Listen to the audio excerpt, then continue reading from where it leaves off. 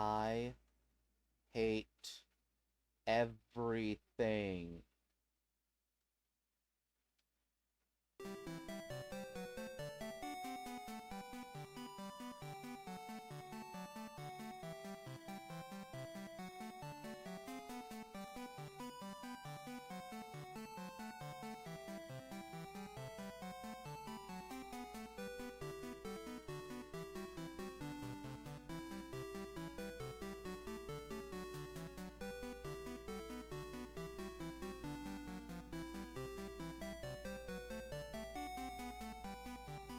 I swear, if it doesn't work soon, I'm not even going to be able to be live long enough to do any hunting.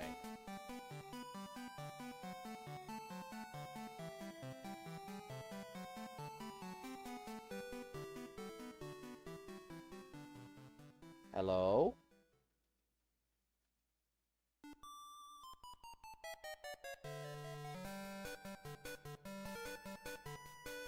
Please tell me that you can hear me.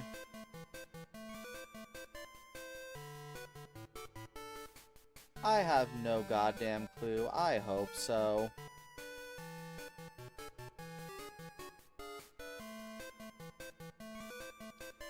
Okay, there's that at least.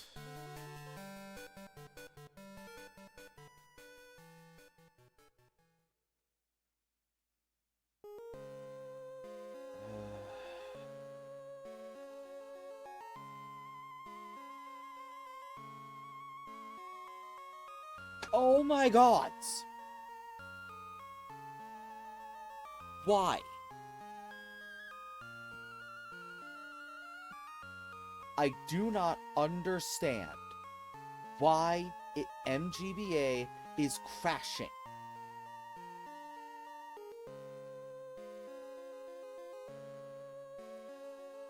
It is not that intensive of a program.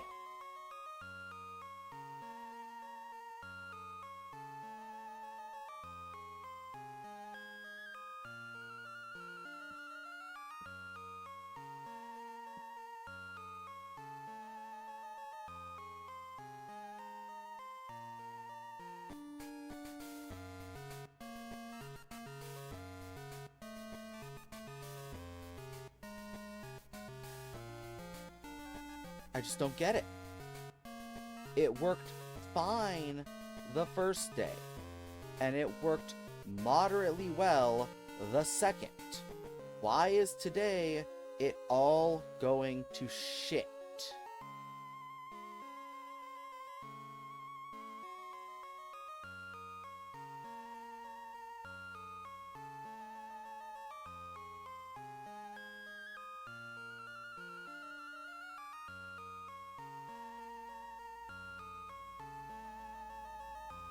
Oh my god!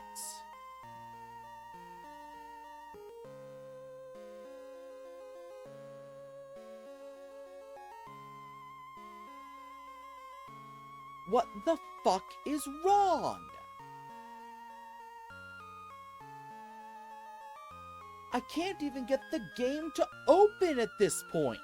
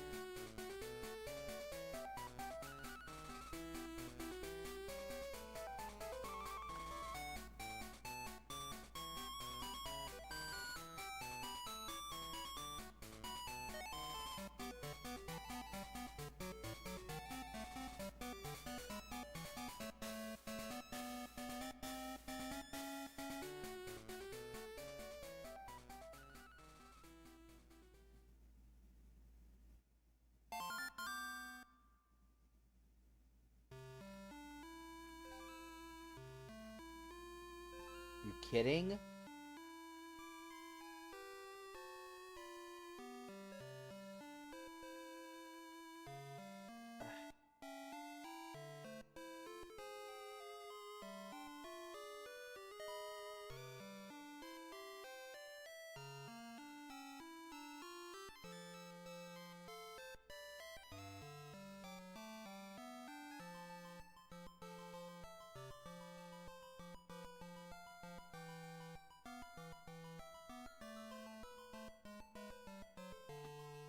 I can't even get 2 open!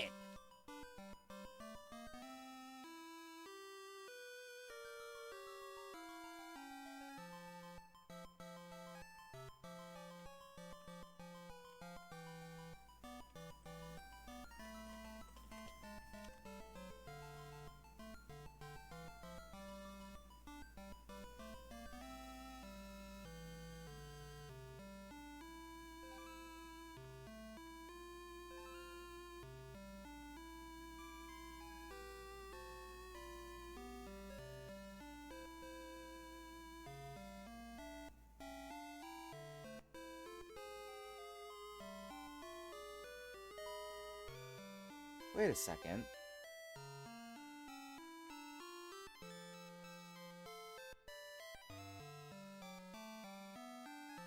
Wait, that's not the...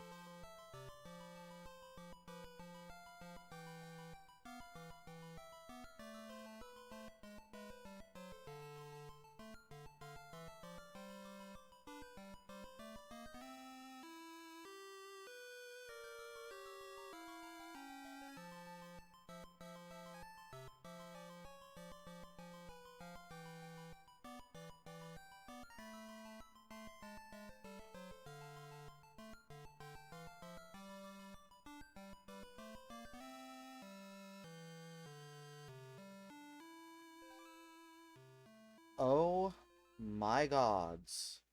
If that was the case...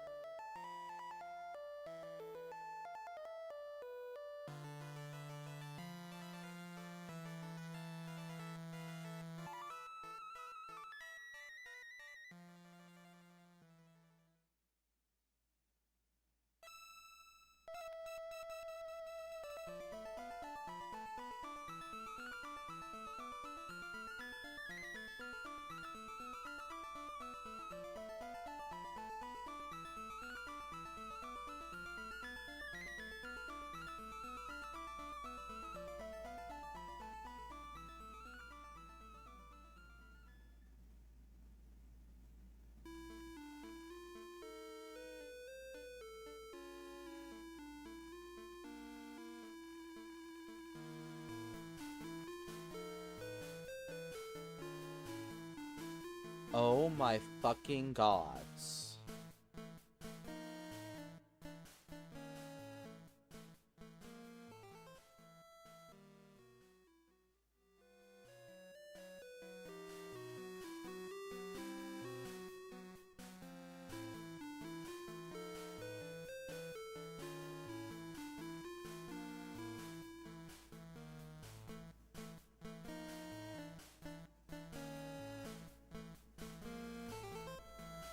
I believe the problem was... That's not what I wanted to click. MGBA 10.5... Sorry, 0.10.5 doesn't like me. Because I just realized when I was looking at reinstalling MGBA entirely that my desktop icon that I've been opening yet the back end of yesterday and today goes to a different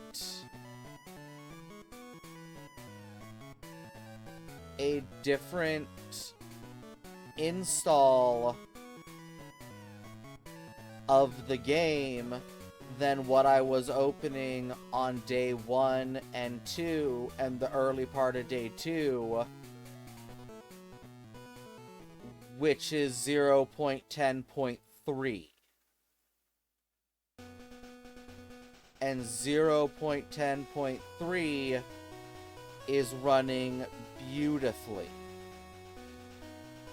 I'm not having a single moment of crashing whatsoever. I can't hear myself think.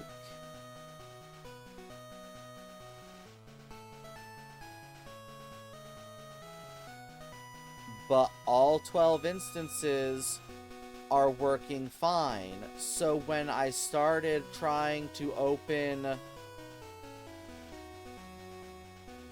the additional game and it all crashed yesterday, I was opening 0.10.5, and I guess 0.10.5 doesn't like my computer for whatever reason.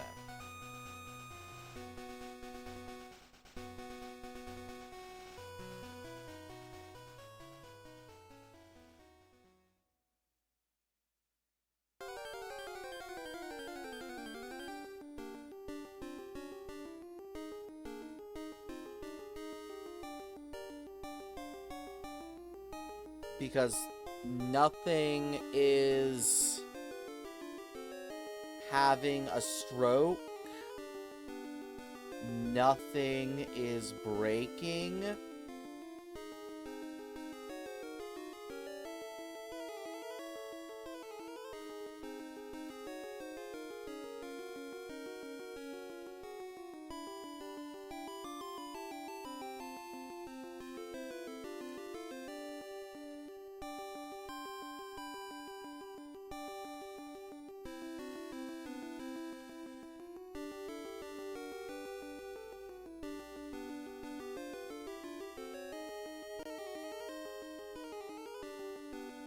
Yeah, I think for just standard play, there's nothing wrong with 10.5, but the batshit that I am doing, 10.5 hated my guts.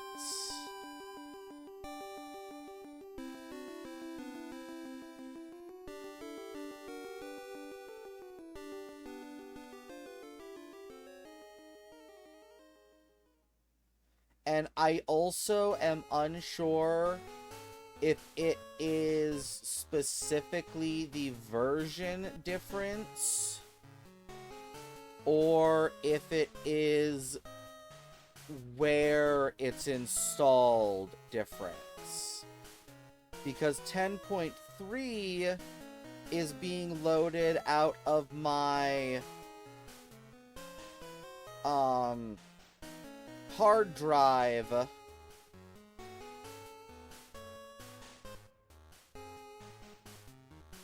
but 10.5 was being loaded out of my C drive.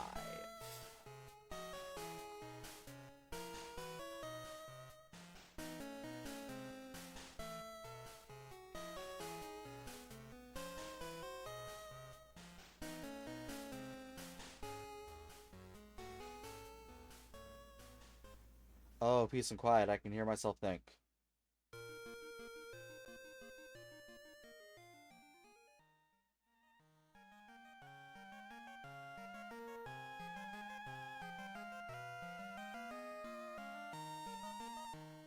Uh-oh. Why?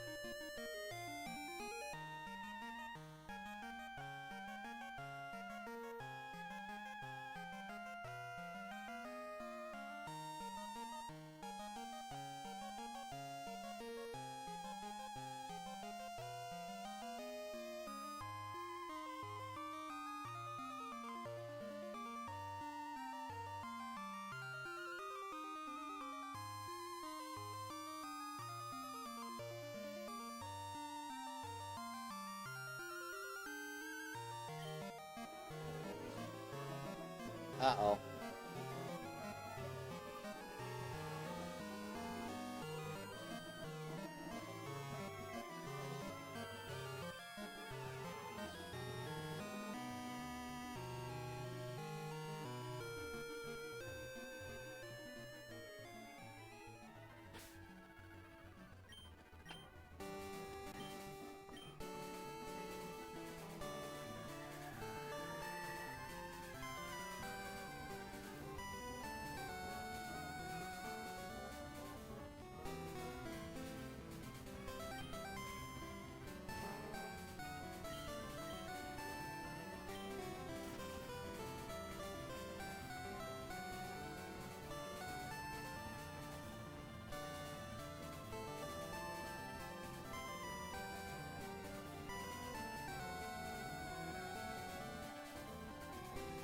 I don't. I'm just still getting to it.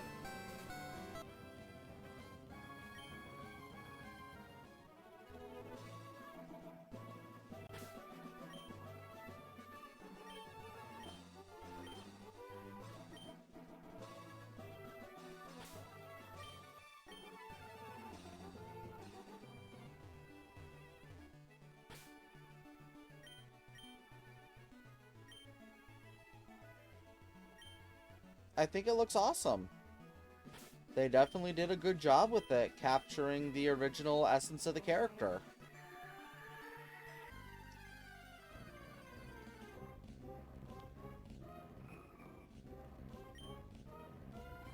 That's not right.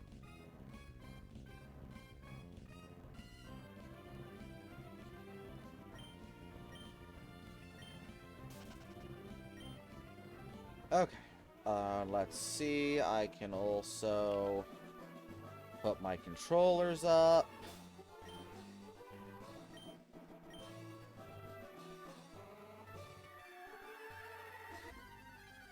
Turn down the volume some so I can hear myself think.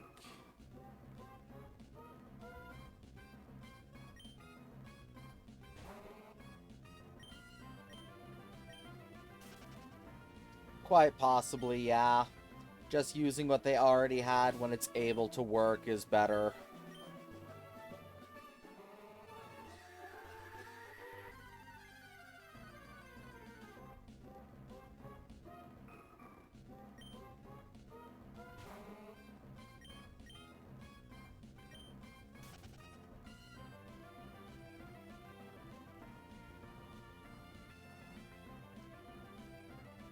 Okay.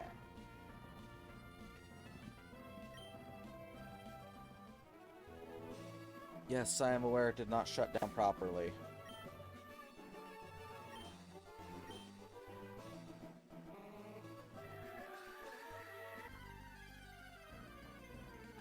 That's weird. Why is my computer having a little bit of a freak out?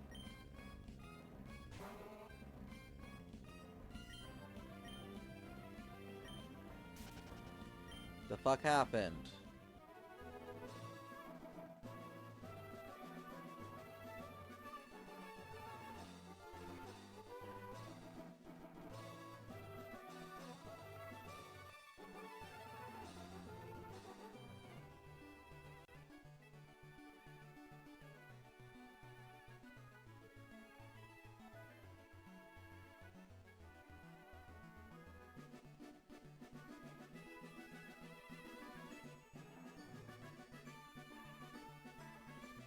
God damn it.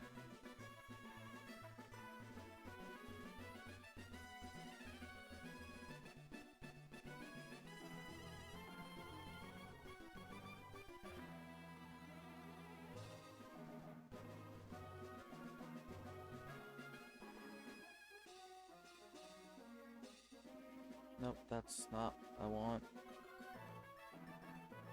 Please let me see the chat. Okay.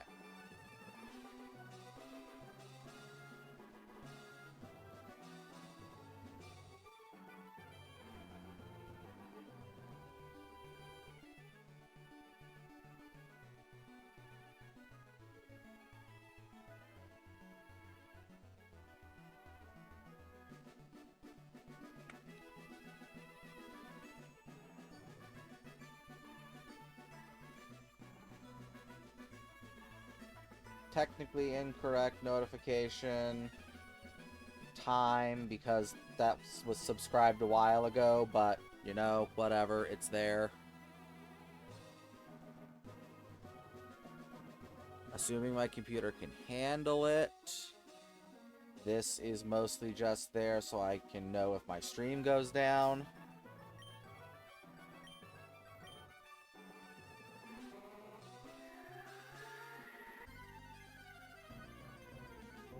Okay, and that's not that terribly far behind.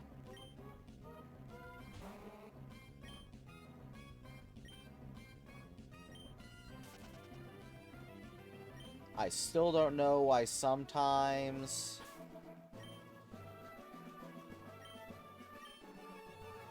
it doesn't read my input on every one of them, but whatever.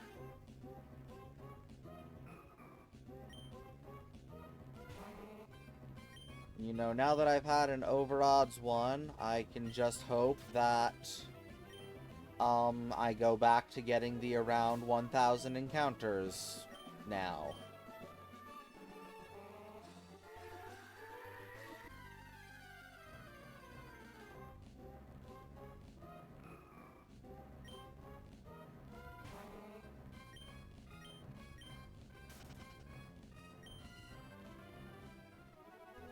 Oh, hey, look, the coffee bar up there is actually showing now properly.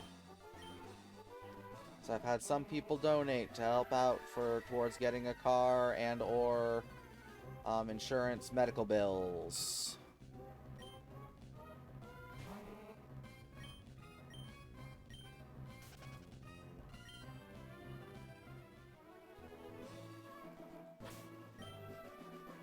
Yeah, the bar wasn't working last time, and I'm not entirely sure why, but it's working now.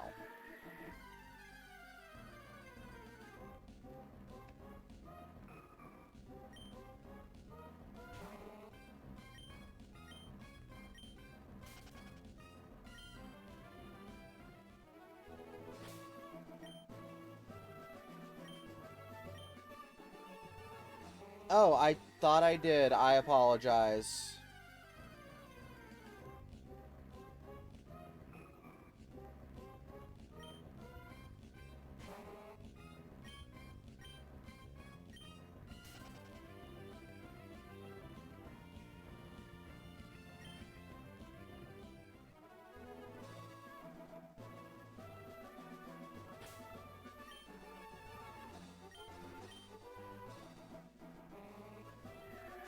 Okay. Yeah, that makes sense.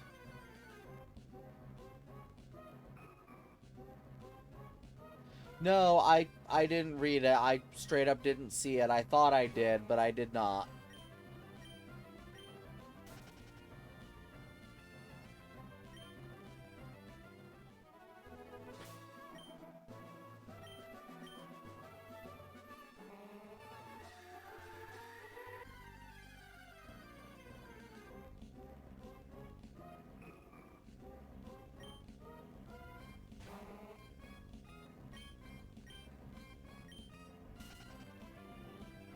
Oh. Oh, damn it. That's good. Fuck.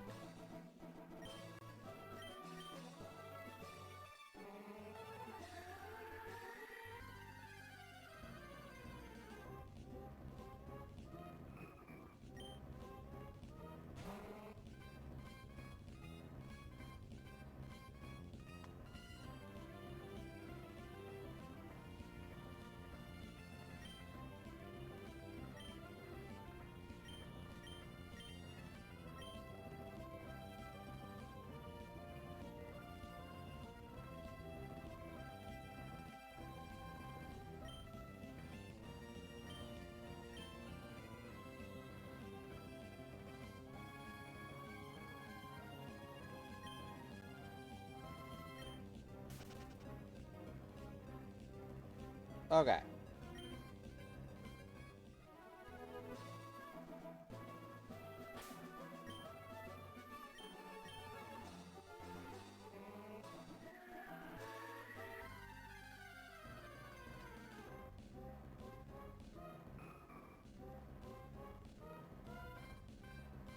Oh, that's awesome. Because, I mean, they basically are the ZX outfits, so...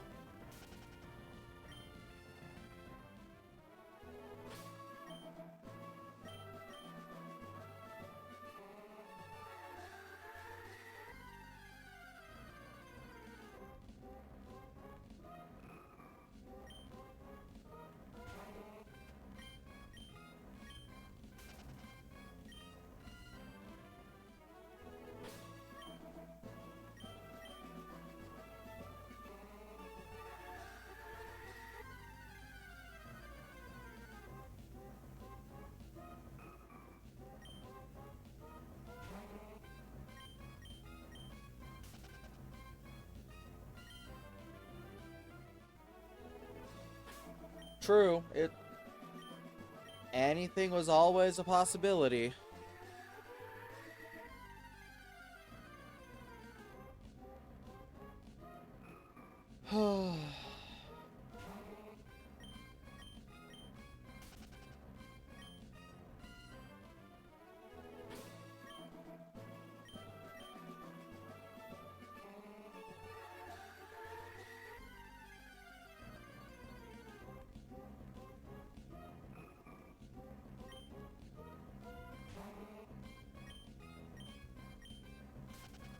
God damn it.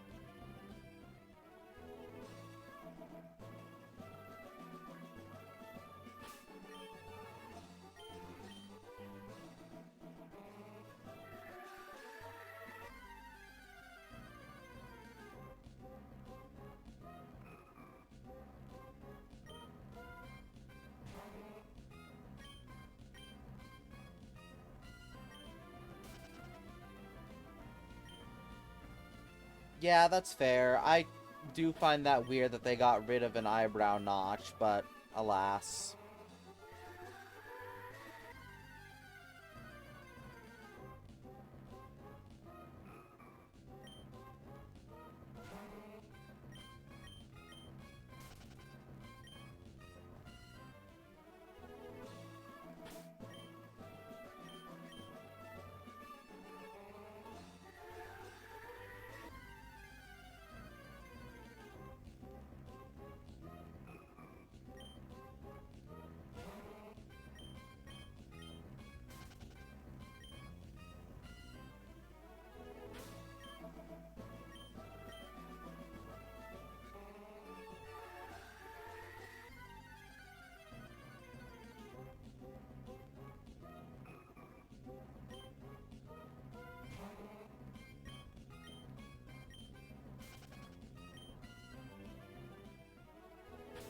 Yeah, not that I'm going to at this point, with how long that first shiny took.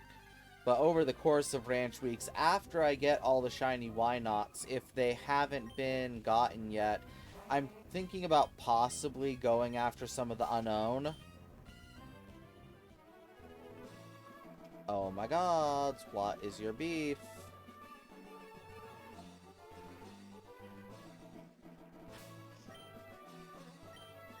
Because the unknown are the other Pokemon that is super specific about how many you need. The other one being Jumpluff, but Jumpluff you can horde hunt in DPPT, I believe. So that one, I'm sure people are going to get at some point. Unknown and Wynaut are just kind of the really difficult guys.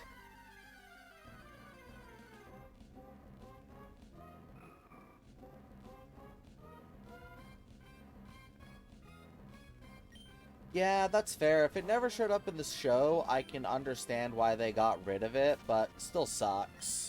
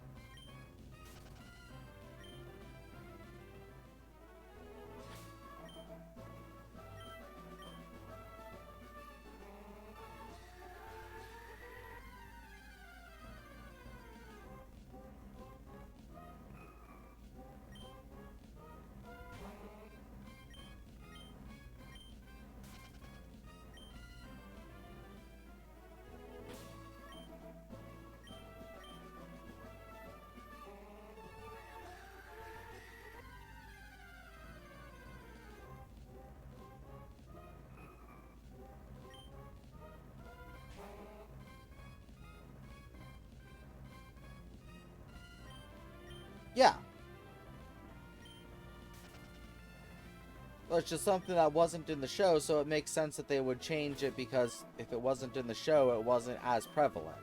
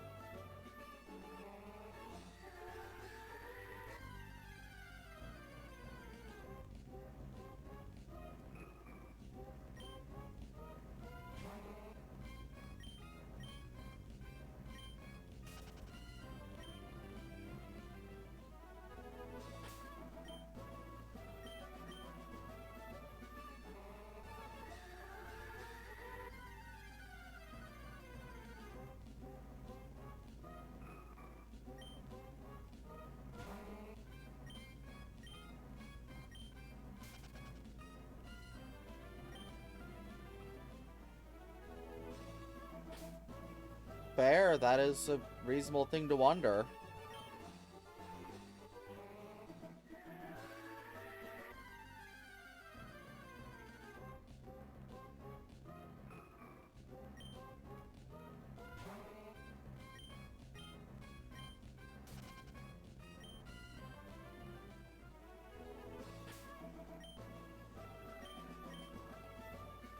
$4.20.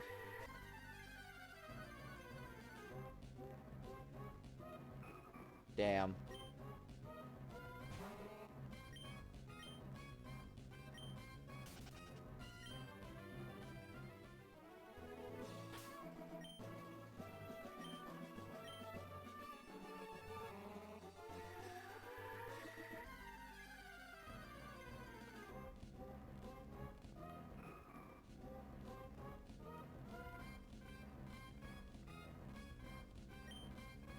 That definitely could be cool.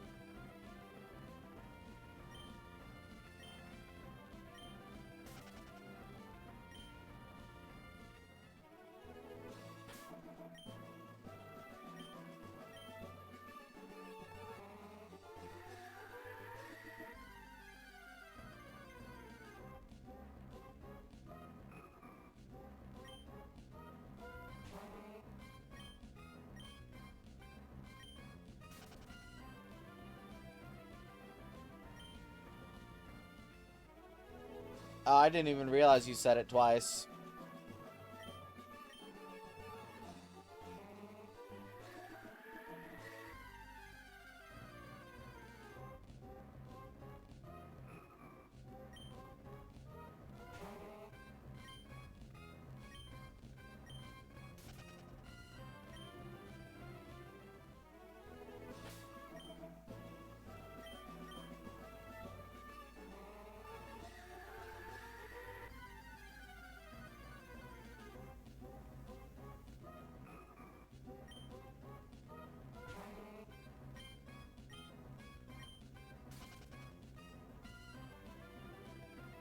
Beat up, David. Do it.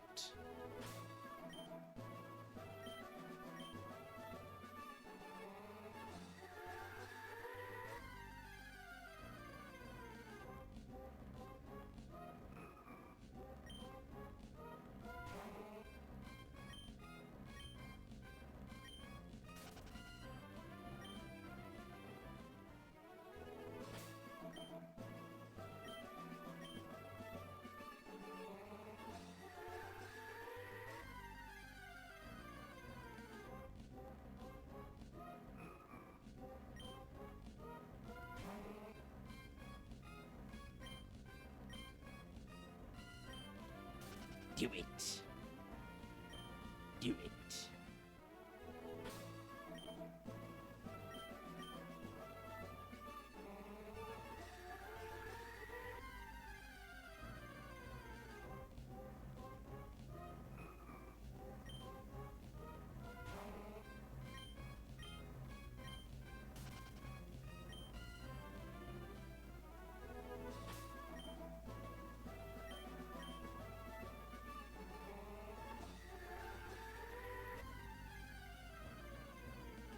Fair.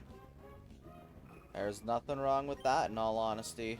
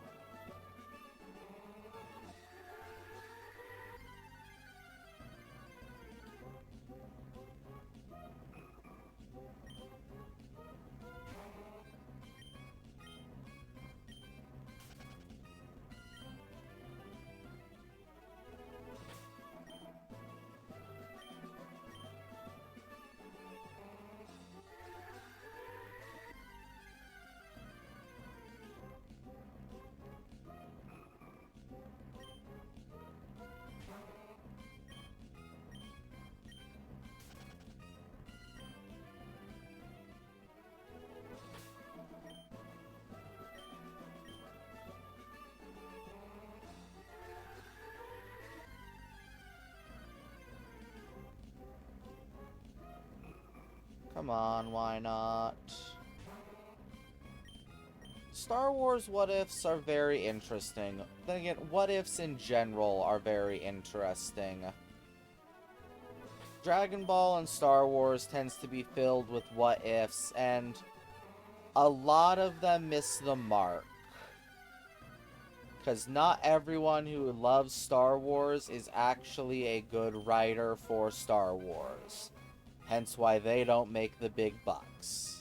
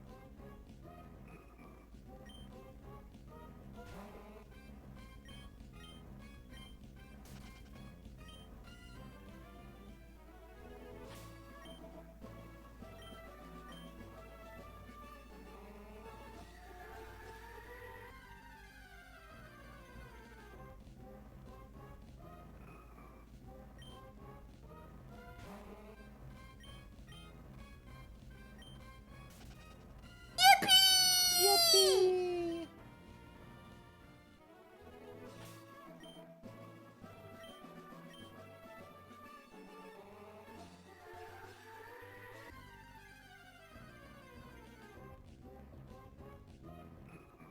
That is definitely...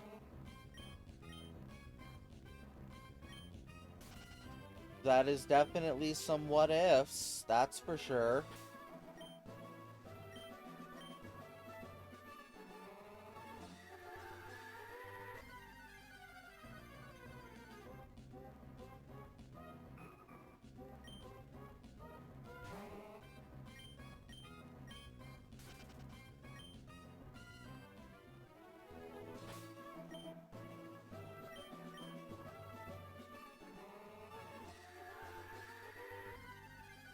Yeah, that's the only one that doesn't feel like a complete just a joke.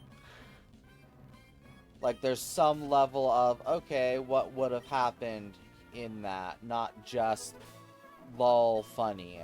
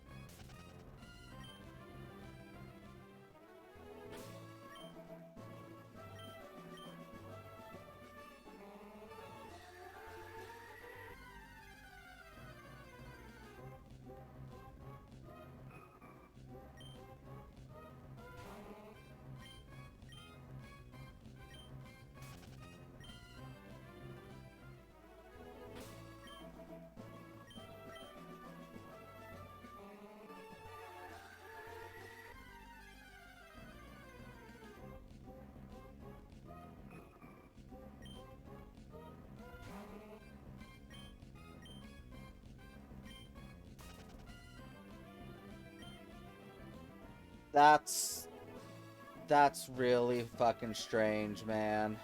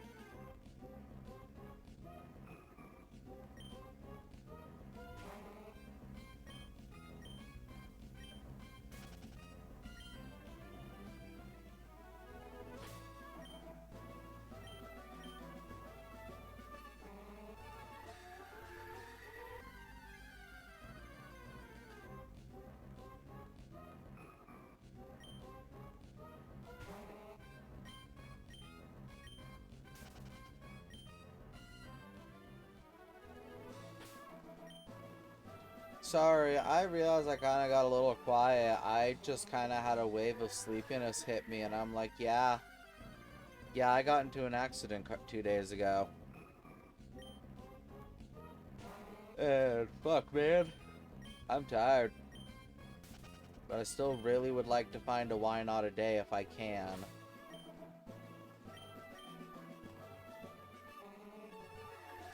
Though we will see. I'm definitely not going to be able to go for as long as I did yesterday, or even probably as late as I did yesterday.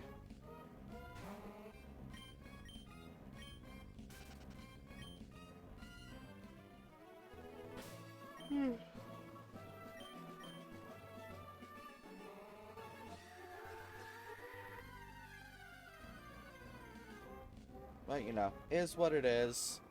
I'm still doing the hunts. So, you know, even if I'm not necessarily the most talkative streamer, I'm still doing thing that the community is trying to do right now.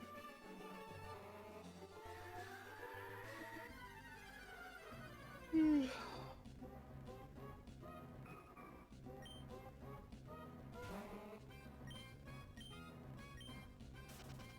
start.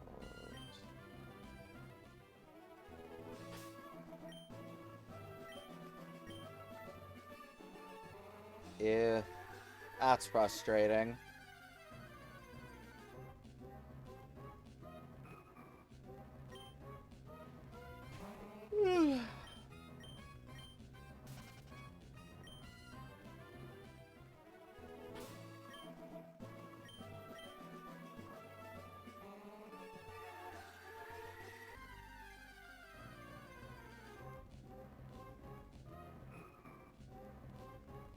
Yeah, but AI voices are still creepy as all get out and just have a level of uncanniness to them. Plus, well, it might not necessarily be as bad as AI writers or AI artists. As a voice actor, I still don't like it when people use AI to voice things, because, granted, not from me specifically, but That takes away jobs from voice actors. And encouraging that behavior is only going to hurt the voice acting industry. Granted, of course, on smaller things, that is less and less impactful because obviously a smaller creator is less likely to actually have ever thought about commissioning a voice artist to voice their things, and that's just an easy out for them to not have to use their own voice. But still, just like AI art and AI writing, it's still annoying, disrespectful, and but at the very least, it has ethically sourced most of the time, because most AI voices on the market are ones that are not necessarily an AI voice per se, but a very similar to Hatsune Miku, where it is a voice bank of someone who has specifically recorded voice and vocal sounds to be strung together by a computer to make it say what you want it to say, which aren't as bad because those are ethically sourced, but yeah, those were the days, weren't they?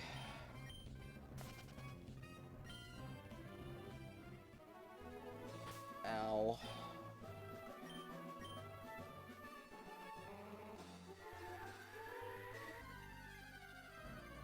God damn, I think I did see that somewhere.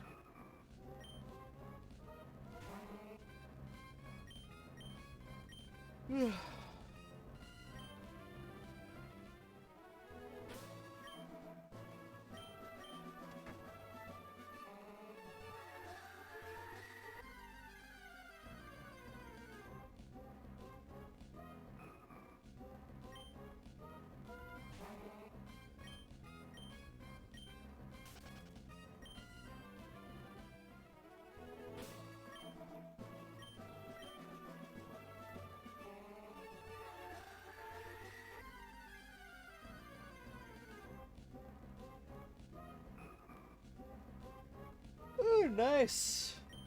Good to find the war criminal escaping from his country of origin in order to evade the law.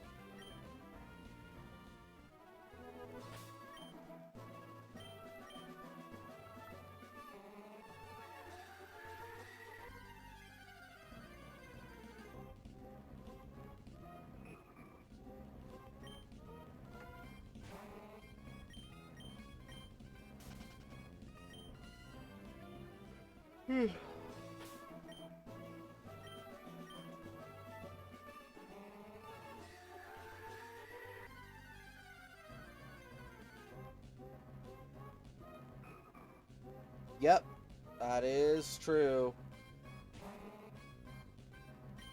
Counting mainline compatible, Japan has 5. United States has 3. 4 if you want to be pedantic about Blueberry Academy, but that's just part of Unova, let's be honest. Yeah. That's how you get to 5. Kanto, Johto, Hoenn, Sinnoh, Kitakami is the only way I know of to get to 5 Japanese regions.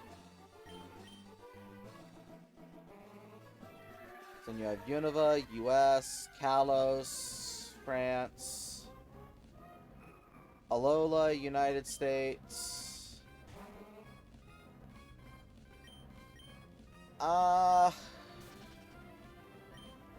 Yeah, see, those, I don't necessarily know that I would call those mainline compatible, for the same reason I wouldn't consider the Coliseum bonus discs or Pokemon TV to be mainline compatible.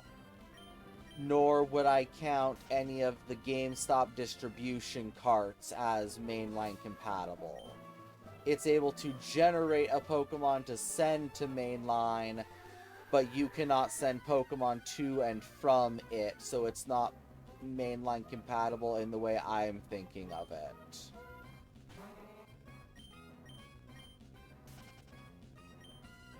Because Battle Revolution, I'd even lump in that same category, because you're able to put clones of your Pokemon in Battle Revolution, but you cannot store your Pokemon in Battle Revolution.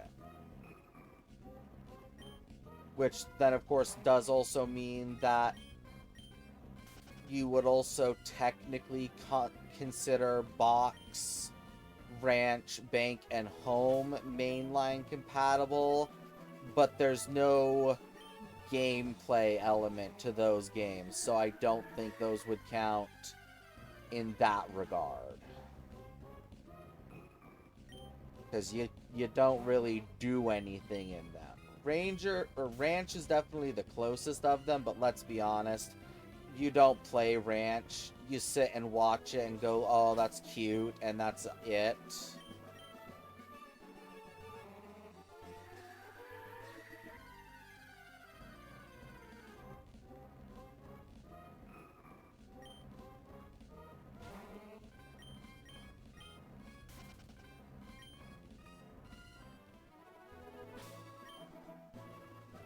Because, yeah, with that definition of mainline compatible, even with outside instances, like, Let's Go, you can't really send Pokemon to and from unless they come from that game. But if they're from that game, you can still send it to and from, so it counts. Whereas Pokemon Go has the same thing as, like, Ranger does, where you can send Pokemon from it, but at the end of the day, Go is just generating a Pokemon for you, and you are not able to send Pokemon back and forth between it.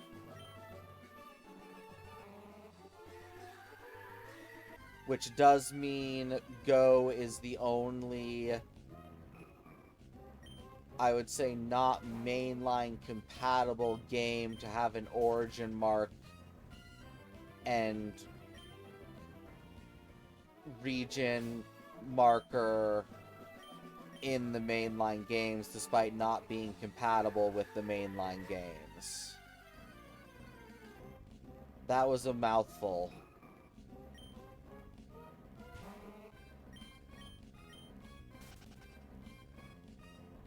Like, that was a really big mouthful.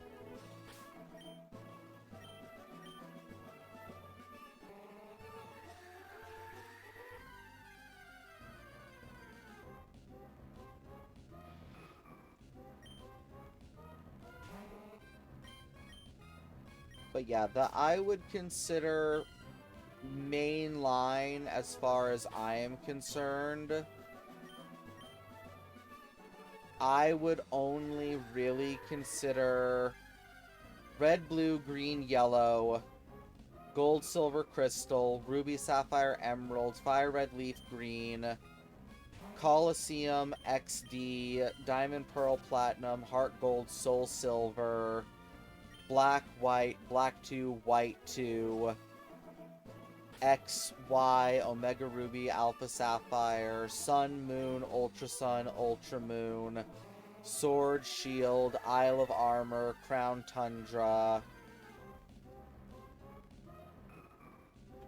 Legends Arceus, Let's Go Pikachu, Let's Go Eevee, Scarlet Violet, Teal Mask, Indigo Disc,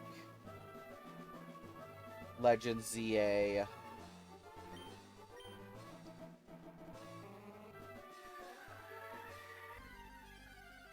And I think that's it.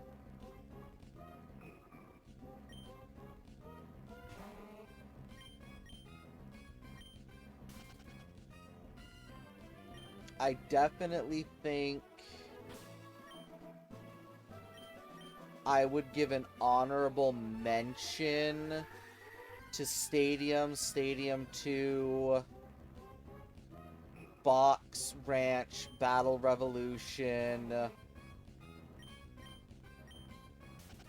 Ranger Guardian Signs, Ranger Shadows of Almia, Bank, Home, and Go. I'd give honorable mentions to. And I completely forgot, Brilliant Diamond, Shining Pearl are obviously mainline games. Sorry, I'm just kind of making conversation and talking. I'm not necessarily needing an answer. I'm just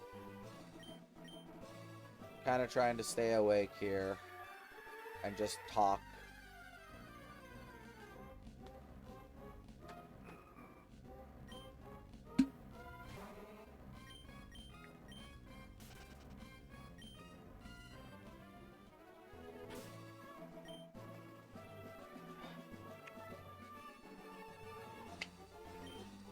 I mean, that's fair. But you definitely don't have to. If you don't really have anything to respond with, there isn't much reason to respond.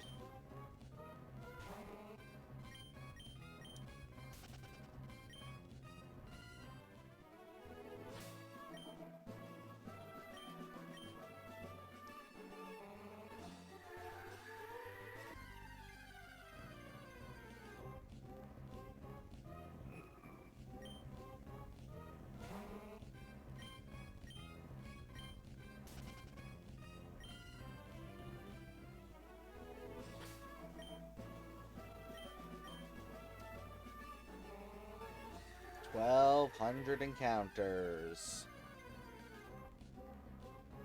Nope.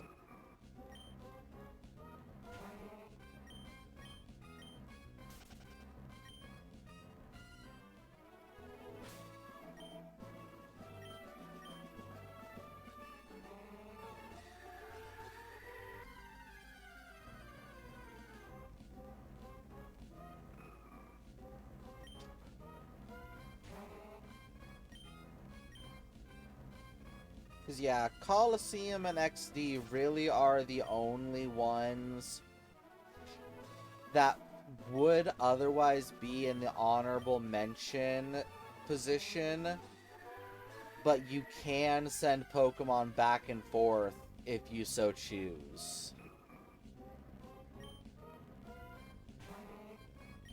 Because any Pokemon you've got from Ruby, Sapphire, Emerald, Fire Red, Leaf Green can go to the Ore region. And, you know, with more modern technology, with Poké-Transporter GB, Pokemon from Red, Blue, Yellow, Green, Gold, Silver, and Crystal as well. Or, actually, no, only Pokemon from Red, Blue, Yellow, Green, and Pokemon from Gold, Silver, Crystal that have been sent back to Red, Blue, Yellow, Green, and then sent over to Ruby, Sapphire, Emerald, Fire Red, Leaf, Green. Because of a weird way the legality checks work in Coliseum XD. But to be fair, it's kind of Poké-Transporter GB's fault, from my knowledge of the way it works. Because Gen 2 Pokemon get flagged purely because it sets their region of origin as Johto, because there is an entry for Johto in the Gen 3 games, and onwards it acknowledges that as an entry slot. But because no Pokemon is supposed to be able to be from that region, if Coliseum XD see that region, it kicks them back. And at least I believe that if they send from Gen 1 to Gen 3, they'd be able to go to Coliseum. I haven't actually tried myself, if I'm being honest. That would kind of be a fun thing to do whenever I do get around to playing Red, Blue, Yellow, Green again.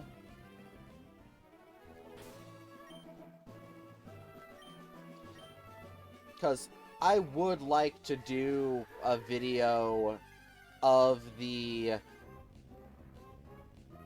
a Pokemon that has been to every mainline compatible game. Which, at this point, I believe you're just limited to Pikachu and Raichu?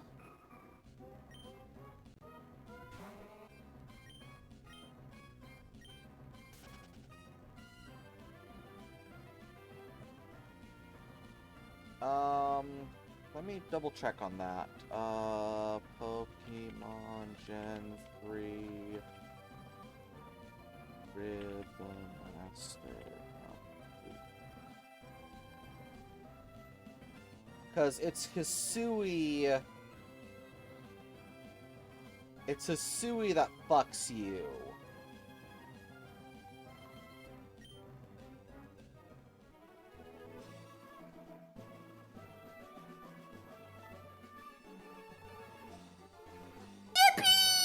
Yippee! Don't tell me there was a shiny there and I missed it, right? Okay, no, you just yippeed because you wanted to yippee.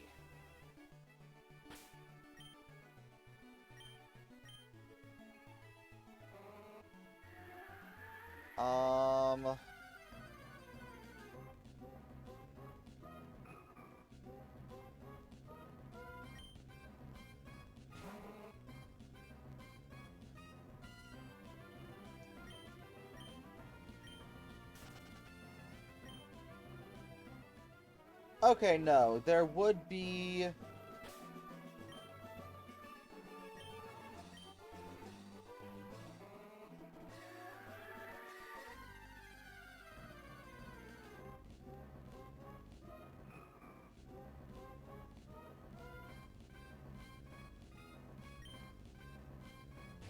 There is actually a fair few Pokemon that you'd be able to do that with that I didn't realize. Vulpix, Golduck, Magneton, Rhydon, Chansey, Scyther, Electabuzz, Magmar, and Snorlax are the Gen 1, and I guess Pikachu?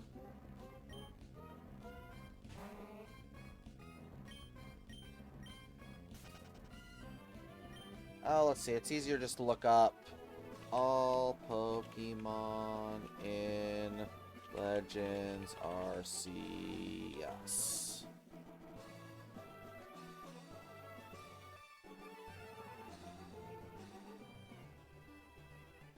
Magikarp. Right, yeah, because...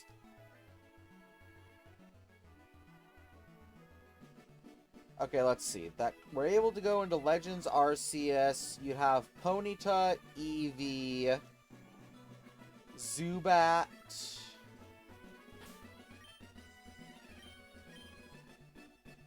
Pikachu, Abra, Scyther,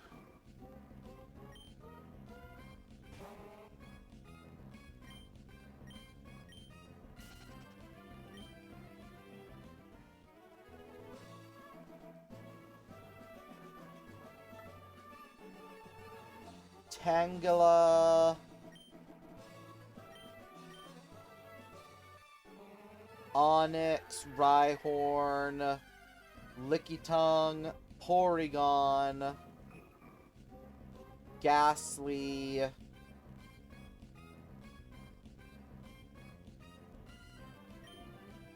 Machop,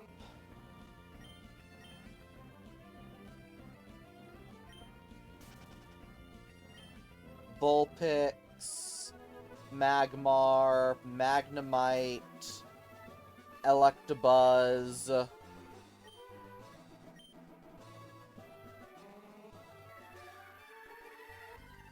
Clefairy,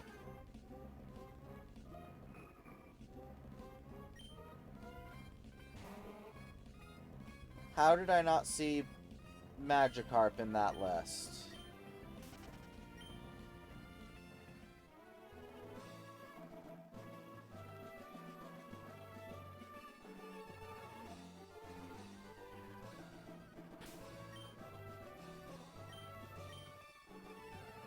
Where is Magikarp? I don't understand. Why didn't I see him?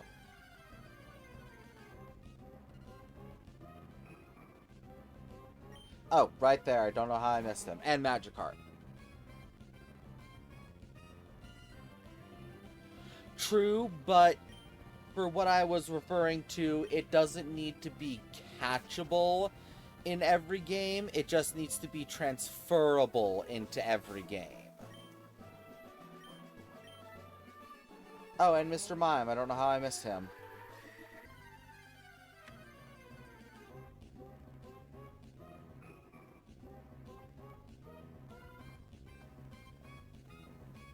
And, of course,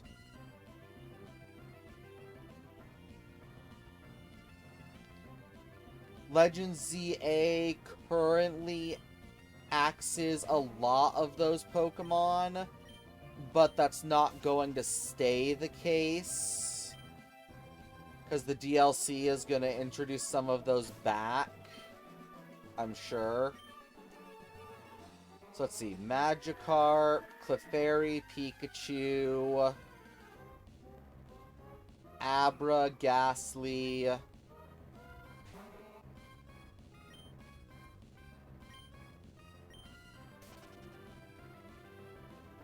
Eevee,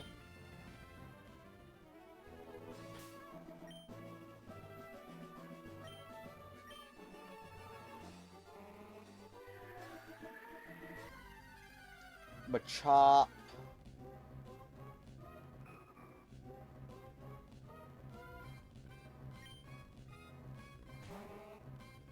Scyther,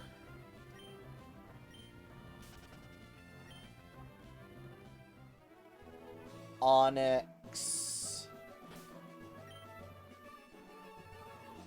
and as of this moment, that's it.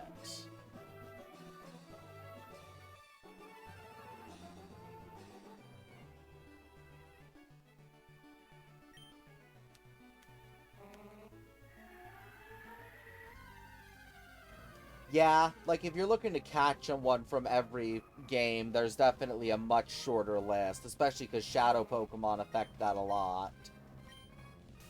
God damn it, I don't know why it is dropping inputs.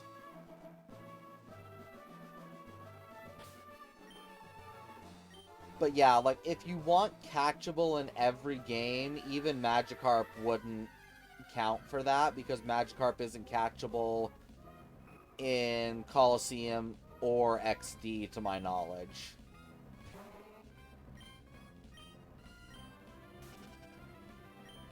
So if you're counting every game, that's 2 that isn't able to be caught in. Because I don't even know if Gyarados... I don't think Gyarados comes from the Ore region. And, of course, also, the transferring to every game doesn't count Let's Go, because no Pokemon can go to Let's Go that isn't from Let's Go, so...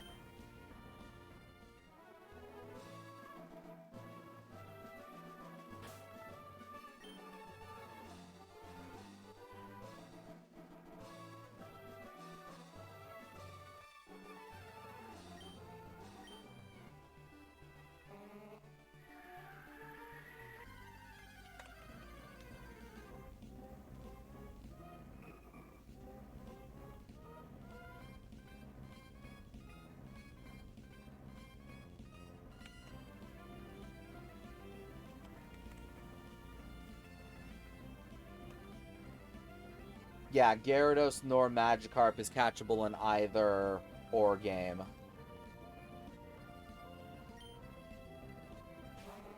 So technically, there is no Pokemon catchable in every game.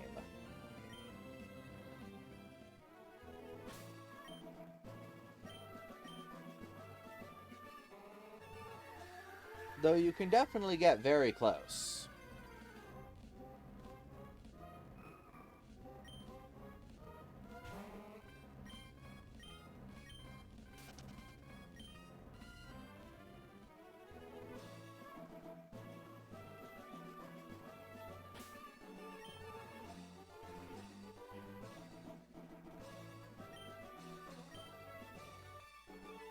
Yeah, it was. I thought that was the case. I didn't remember it being in the game. Just, able to be caught.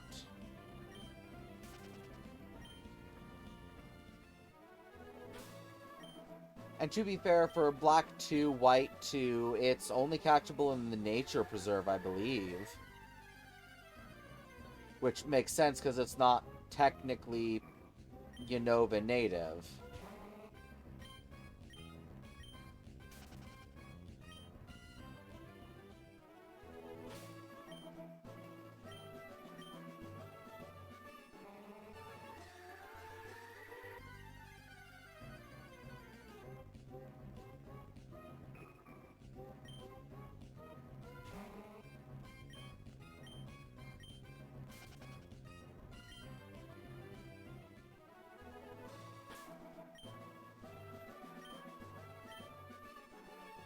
Yeah, see, like, if you don't count them, that's fine. I'm just being a pedantic ass in that technically because of Coliseum or NXD, nothing is catchable in every game.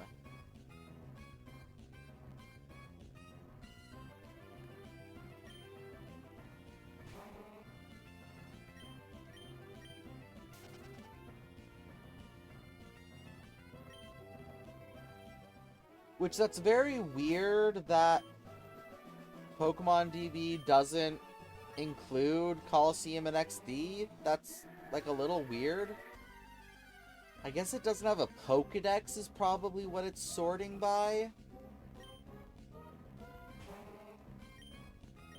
Because they definitely don't have a Pokedex in them, but I think that's it. Pokemon DB is just showing you organization by its Pokedex, not obtainable in.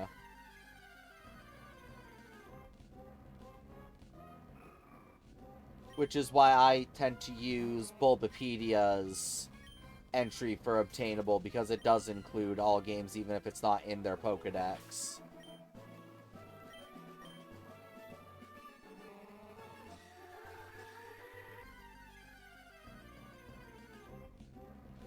So yeah, there's a very short list of species that I believe, if you do Poketransporter GB correctly, you can take from Gen 1 and visit every unique game and unique region thanks to Poketransporter GB. I could be wrong. I would have to actually test it myself and see if a Pokemon from Gen 1 sent to 3 works instead of Gen 1 to 2 to 3. It's definitely something worth an idea pursuing for the new year.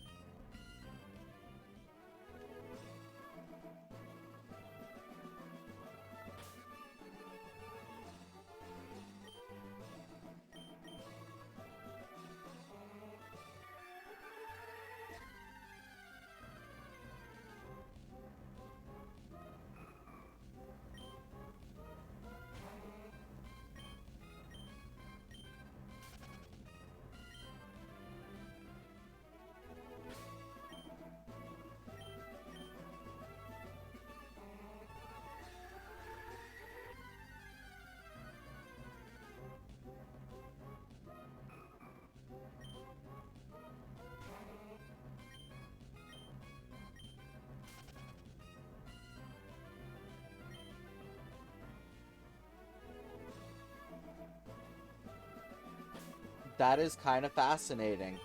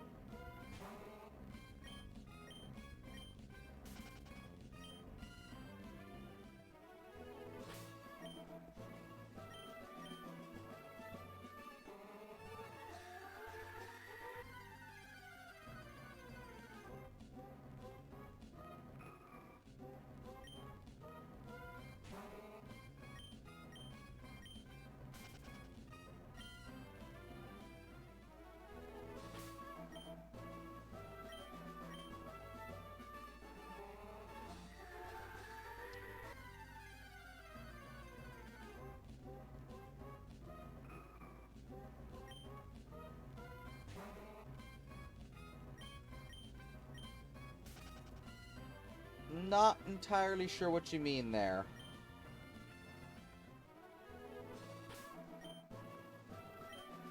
Like, are you meaning a Pokemon whose national dex number matches its regional dex number?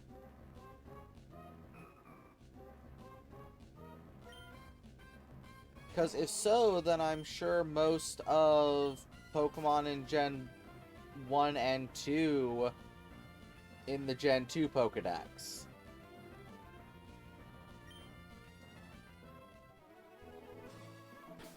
Okay, yeah, you just didn't include the national dex number. You didn't include the national dex in your first message. But yeah, I mean, you'd easily have all Pokemon in generations 1 and 2. Because in the Johto Pokedex, they all share their national dex dex numbers.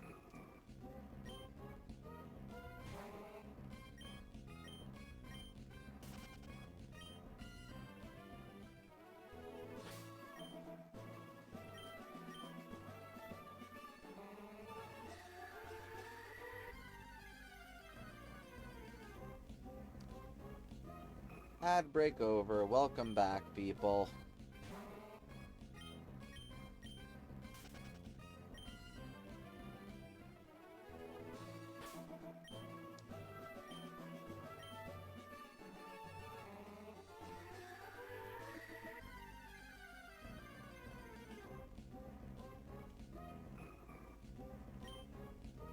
Huh.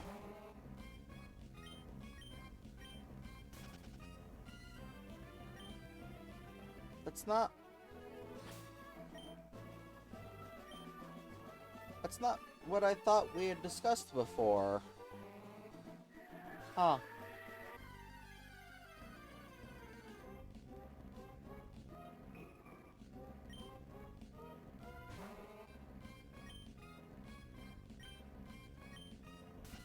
Then I mean, if that's the case, probably not, honestly.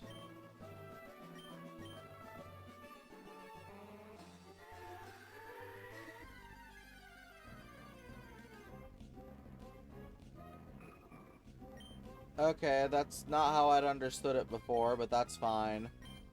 But yeah, if that's the case, then I can almost guarantee that no. Well, no, there is definitely a couple. The entire Chikorita and... Oh, wait, no. Yeah, no, I don't think that it's possible for there to be any that have a regional Pokedex number shared with their national dex number.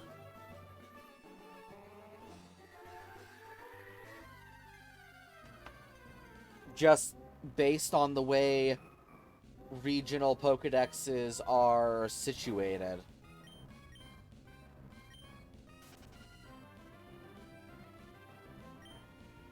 Well, yeah, but that one's a little cheaty at that point, and is honestly no different than me saying that that's the same case for all Generation 1 Pokemon. Because their Kanto Pokedex number is the same as their National Dex number. Even in Fire Red Leaf Green, they share the same regional Pokedex numbers as their National Dex.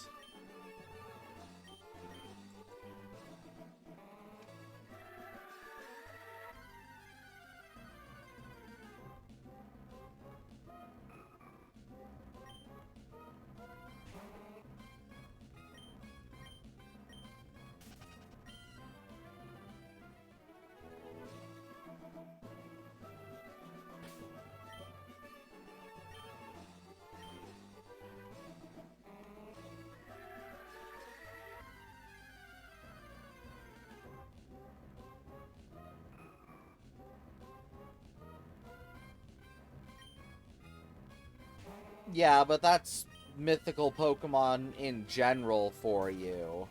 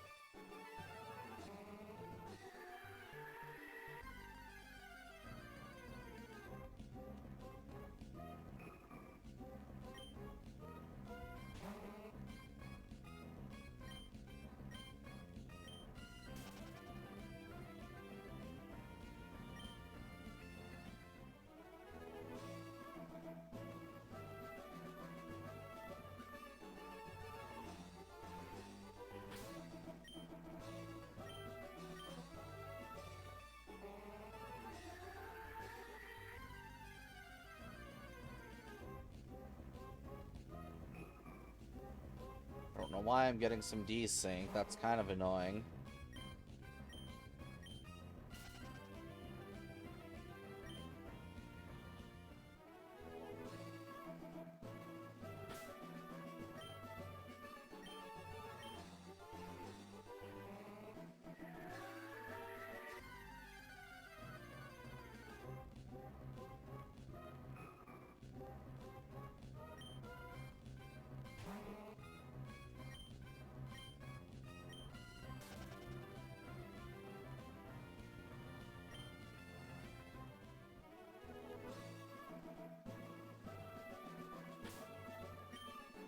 Like, you have some that are very close, but none that are exact.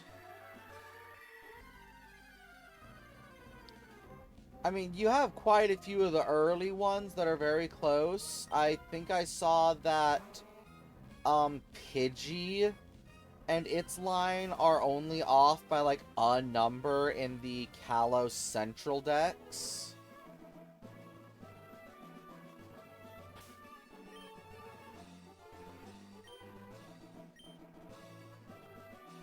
Oh. Well, there's one right there. Rattata. Rattata is number 25 in both the Kanto and Alola Pokedex.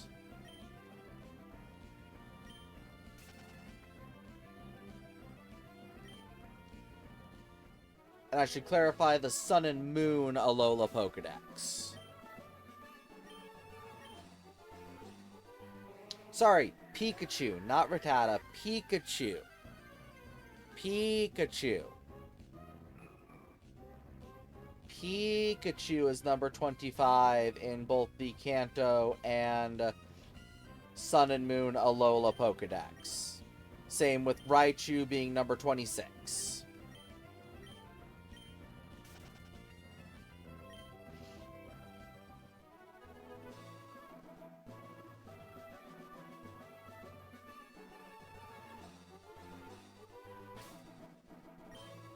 So, you know, there is at least one, and unsurprisingly, it is the mascot of the series.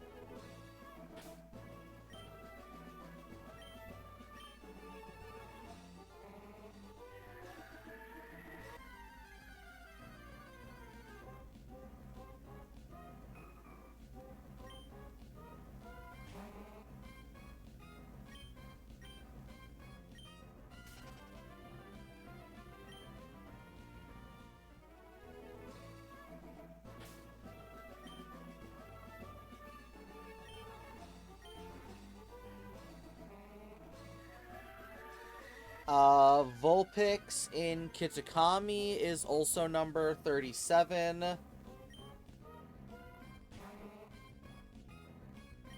Which I'm pretty certain would also correlate to Ninetales being number, 38 in Kitakami.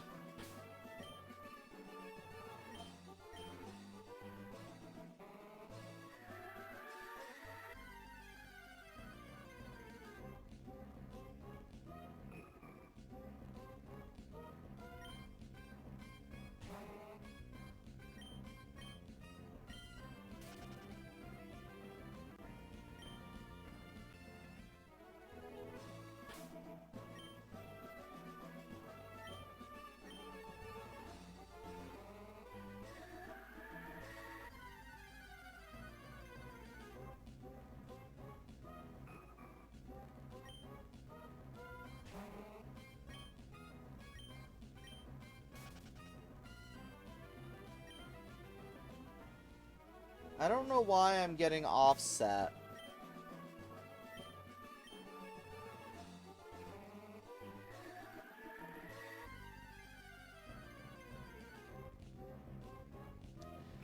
Yeah, that would be pretty surprising if that were to happen.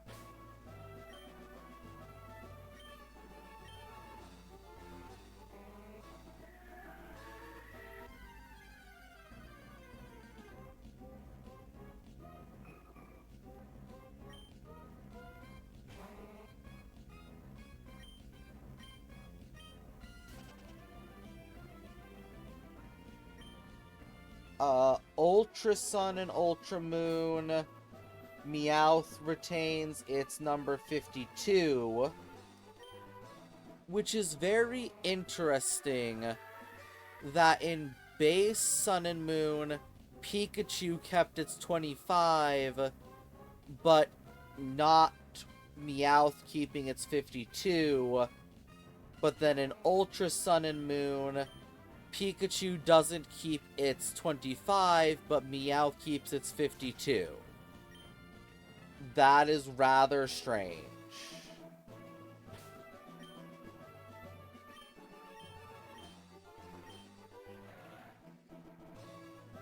Oh, hi Lemon, you're not who I was trying to look at.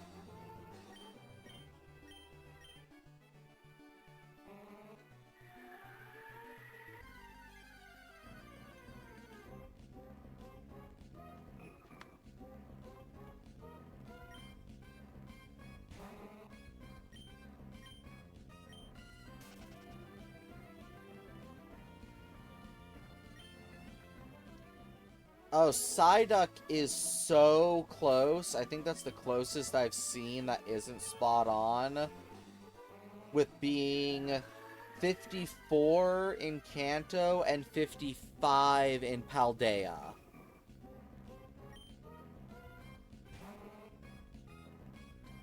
That is definitely the closest without being spot on I think I've seen.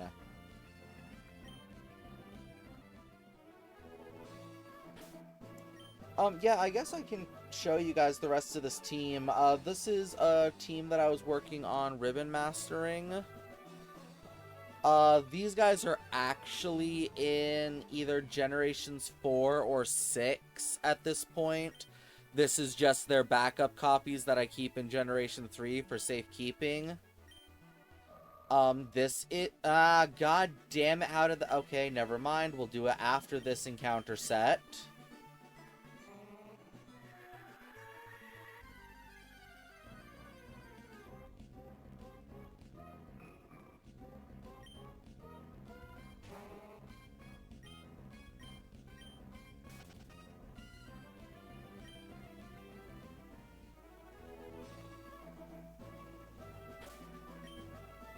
Okay.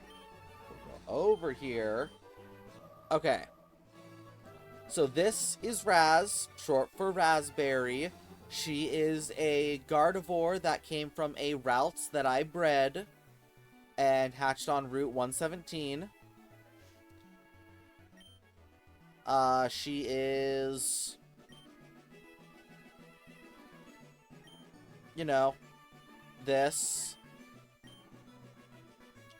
This is Lemon, as you have already seen, a Southern Island shiny that I reset for on my Eon ticket.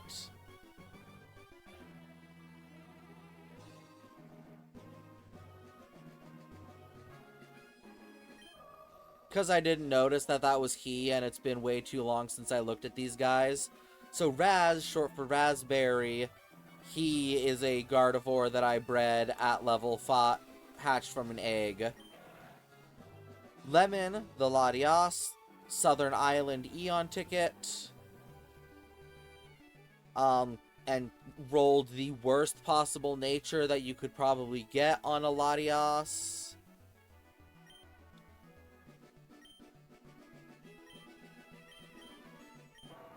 This is Arian, the Metagross, also a Pokemon that I bred from an egg that I got.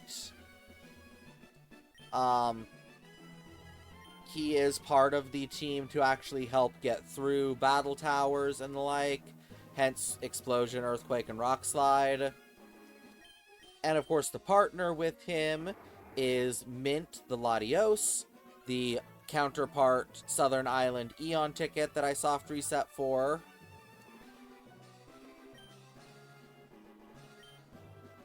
Rash, I have no idea if that's a good nature or not. I don't recall. And then finally, you have Lavender, the shiny Shadow routes that I caught from a shiny unlocked version of XD that I soft reset for.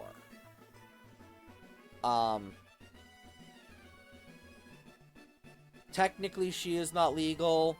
She would not be going into the Hall of Fame in the Ribbon Masters Discord or anything like that, as she is illegal. That is why I got Raz, in order to have a shiny Gardevoir that is legal. So I bred one there that just isn't going to have the national ribbon on it. But those two are meant to be counterparts to each other.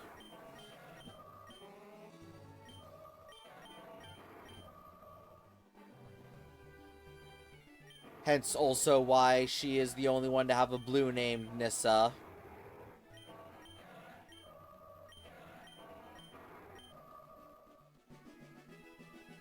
But yeah, that is the team that I have here. They were all being ribbon mastered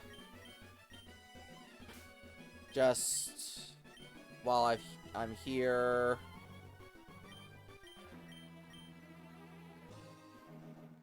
Oh, these guys are actually from an earlier point in time than them currently.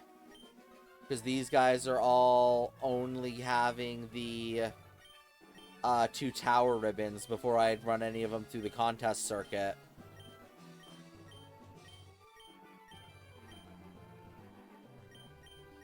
Where's Lavender? Oh, there's Lavender. You know, with her 3rd illegal ribbon. But yeah, figured I'd show off since I tabbed into them on accident there. The Pokemon that are flying with me right now.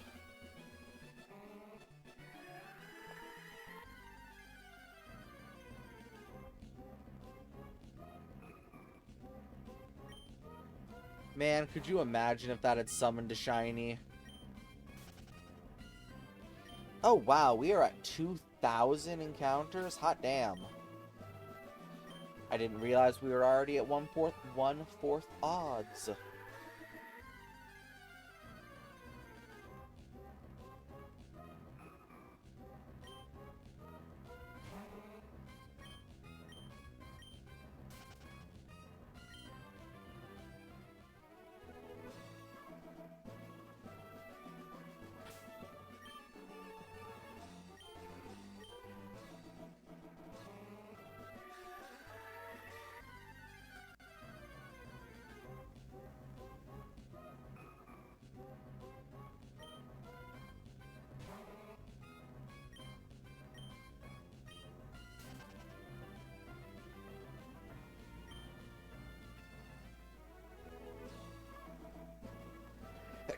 Oh!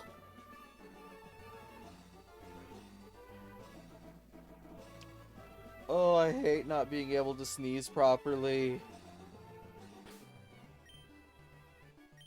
Ow.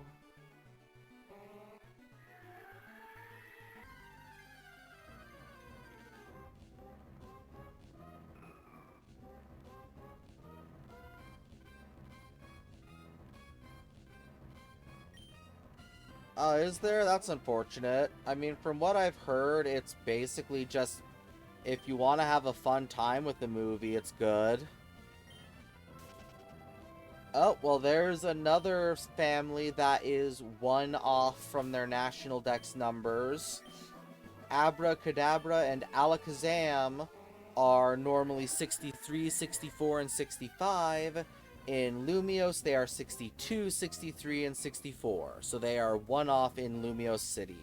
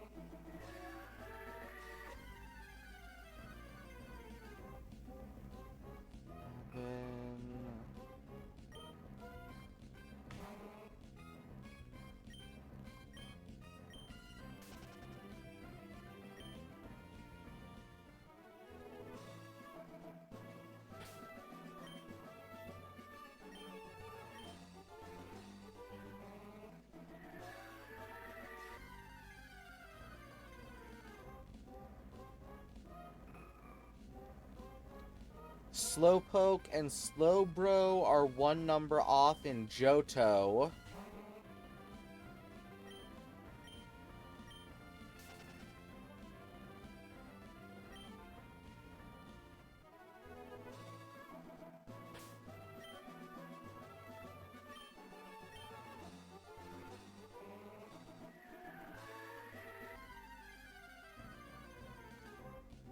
Magnemite and Magneton are one number off in original Hoenn.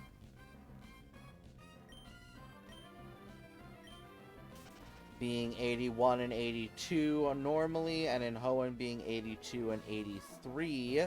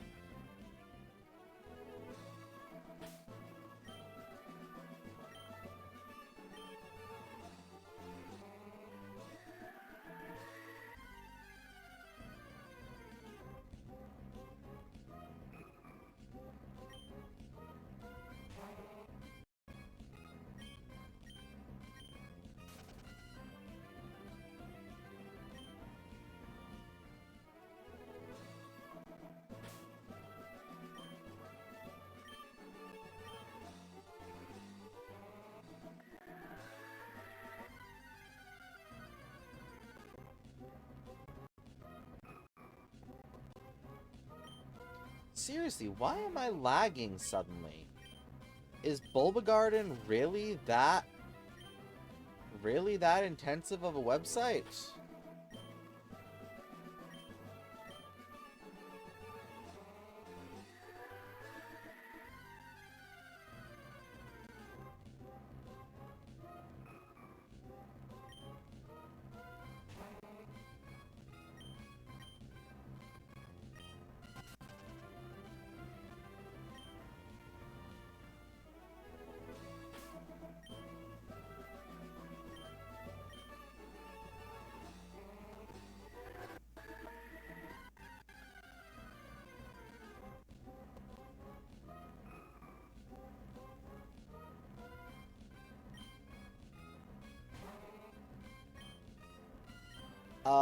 Krabby and Kingler are another one.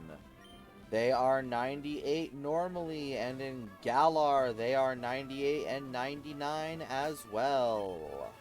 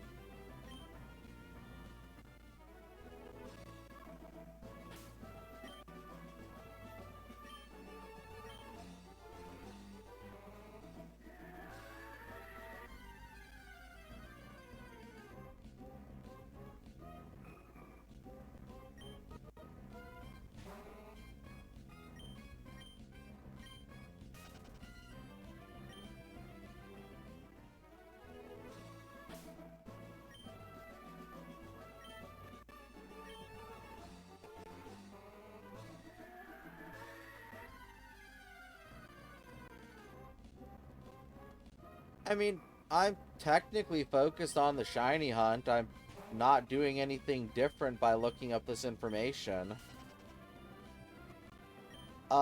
Wheezing and coughing are one off in original Hoenn, being 109 normally and 108 in Hoenn.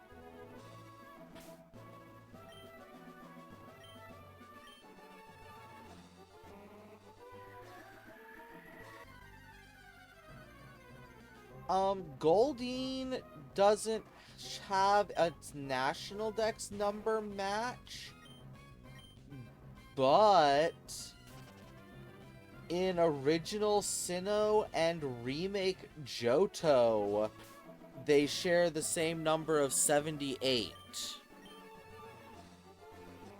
which is wild.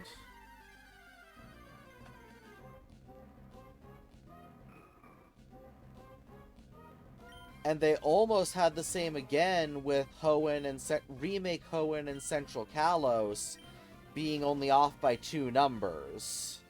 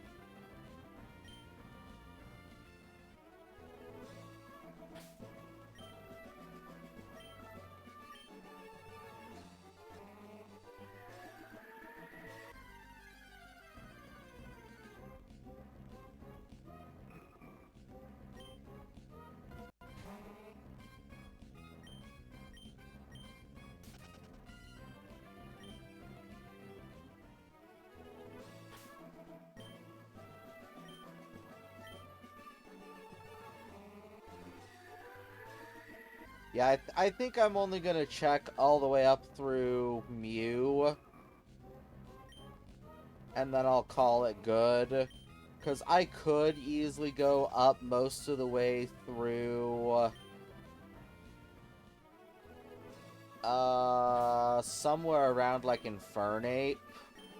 Because there are regions that have up to the 400 in their Pokedex.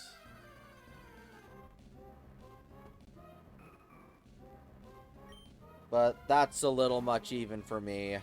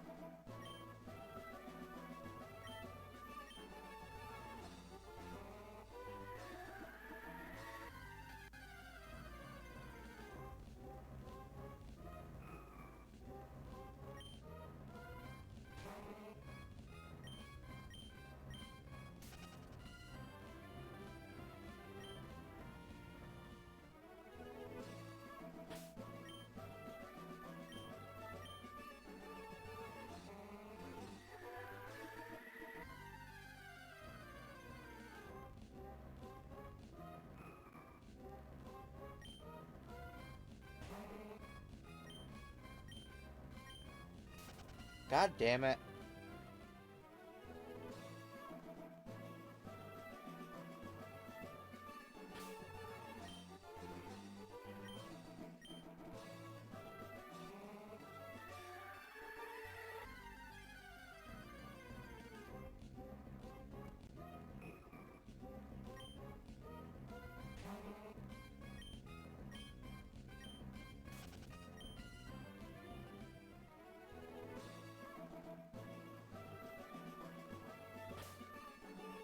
Again, while not the same, Snorlax is number 143 normally, and in Ultra Sun and Ultra Moon it was 43, so it was off by exactly 100.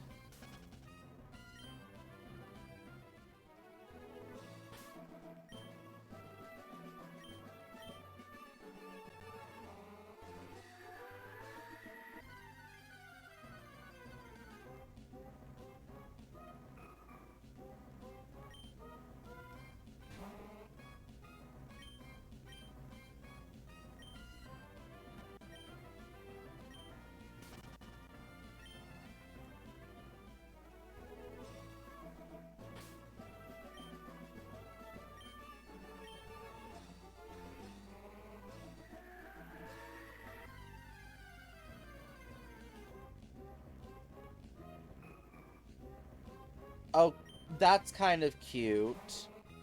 While it is off by 2 from its normal numbers, Dratini is normally 147. In both Kalos Mountain Pokedex and Lumio City, it is number 145. Which is a cute consistency between XY and ZA.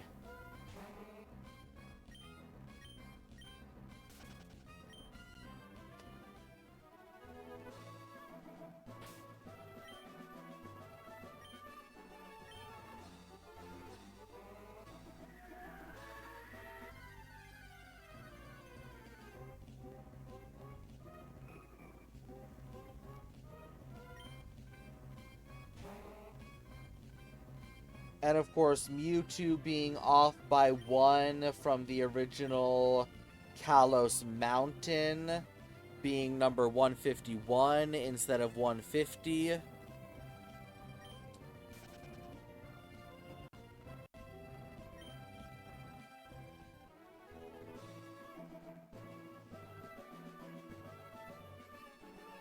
And then Mew has never appeared in a regional dex besides Kanjoto.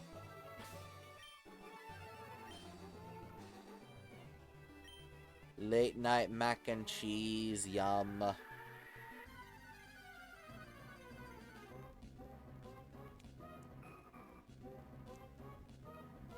Yes, it absolutely should. So, you know.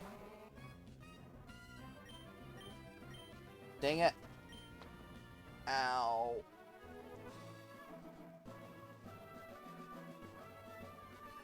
Damn it.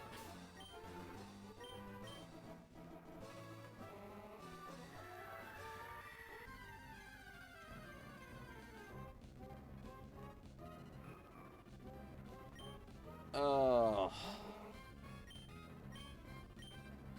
Now the real question becomes, how late do I want to actually stream?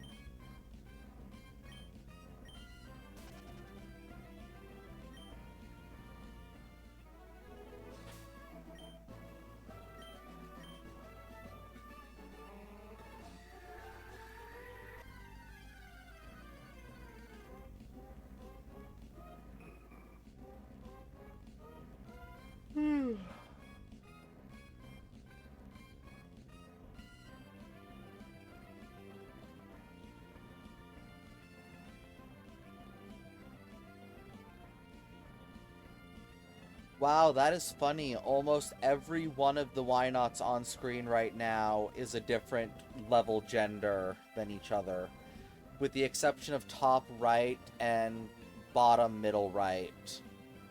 Everyone else has a unique combination of the two. That's kind of fun.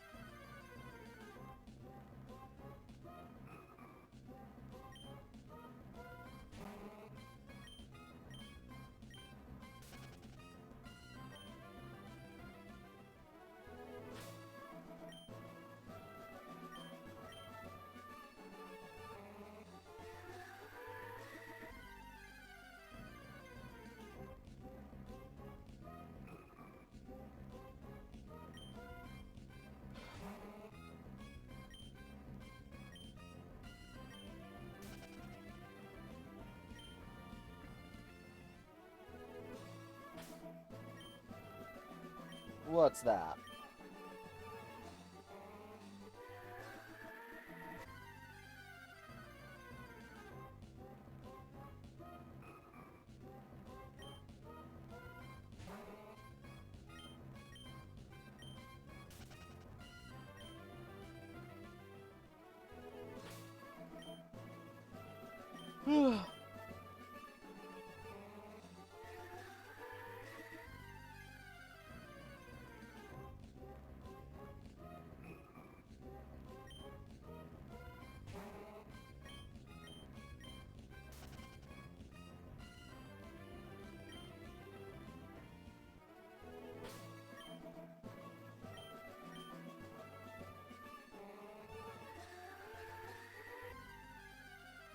Oh, I just realized I never...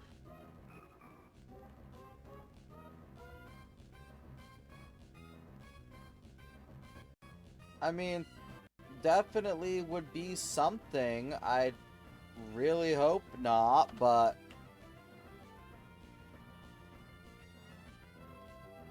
Because... I'd rather not go over odds twice in a row.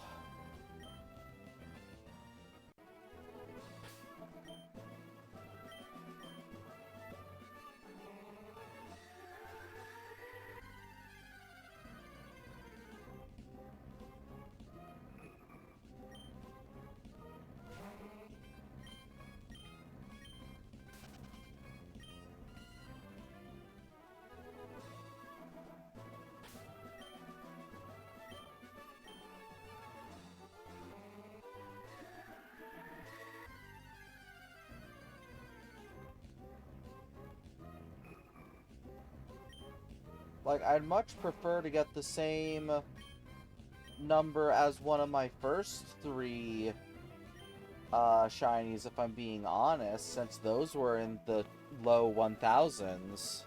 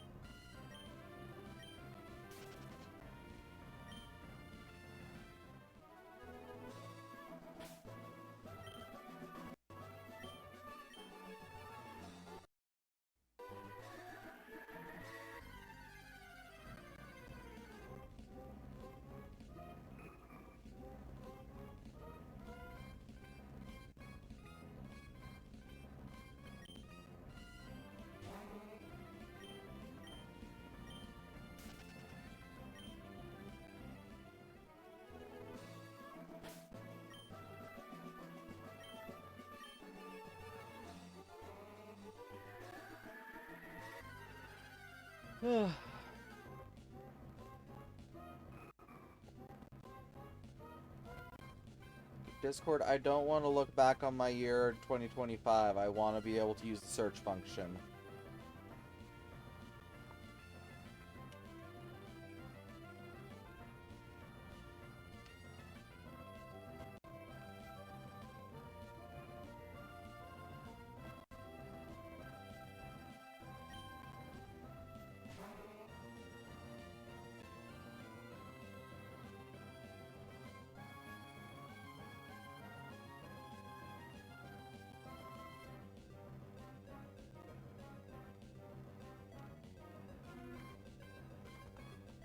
God damn it, I hate beyond hate when Discord doesn't let you search by user sending a message.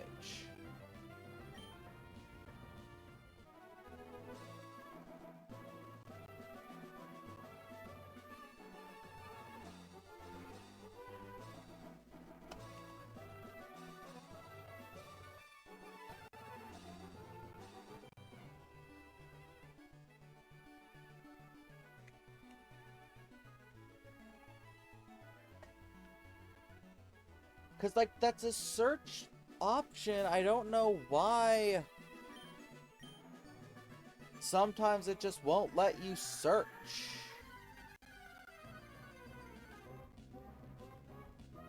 Is that why?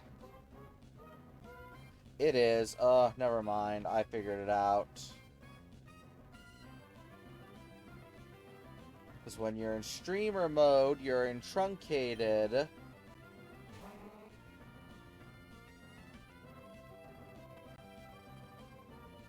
So it hides all usernames, therefore making it so you can't search.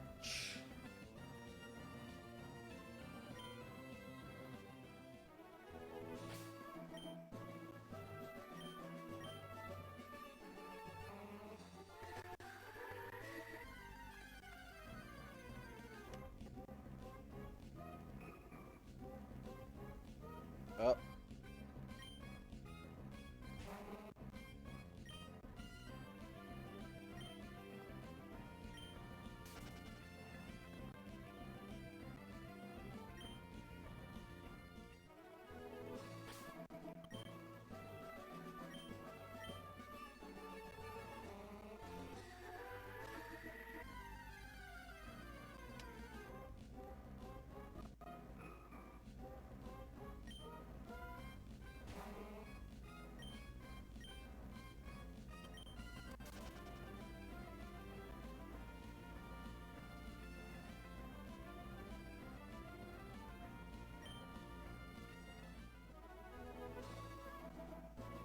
Oh my gods.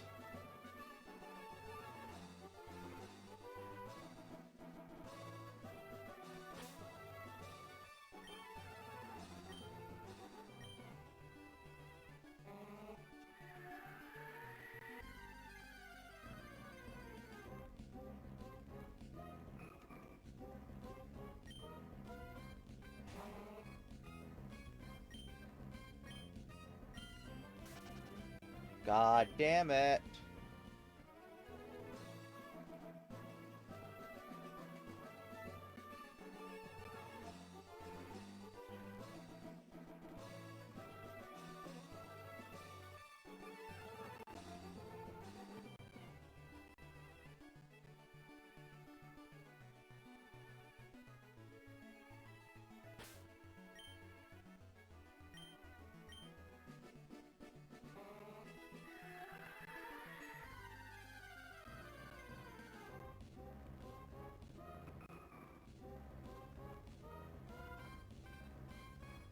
Yeah, I've been all over the place with this hunt.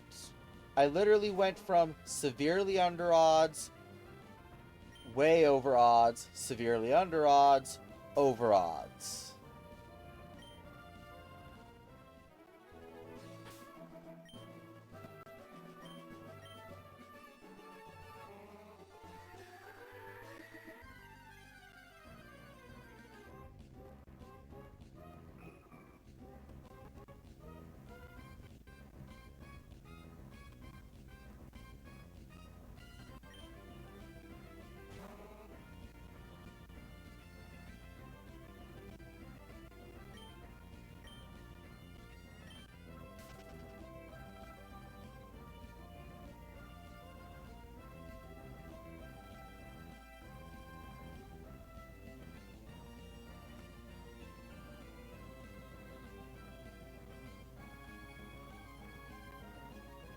was that?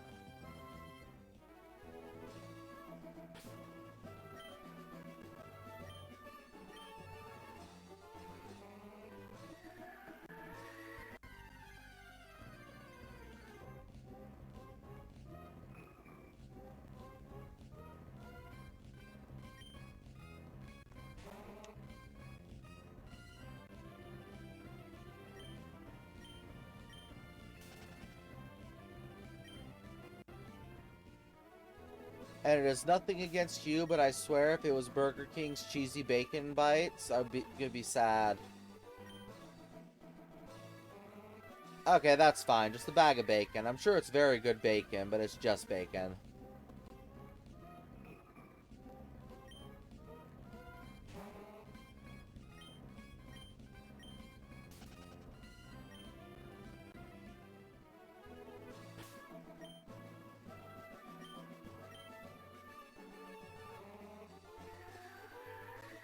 Yeah, I was gonna get them today, but it was out of my way from where I was, so I didn't. And now I gotta try and find an excuse to go back that direction for shopping.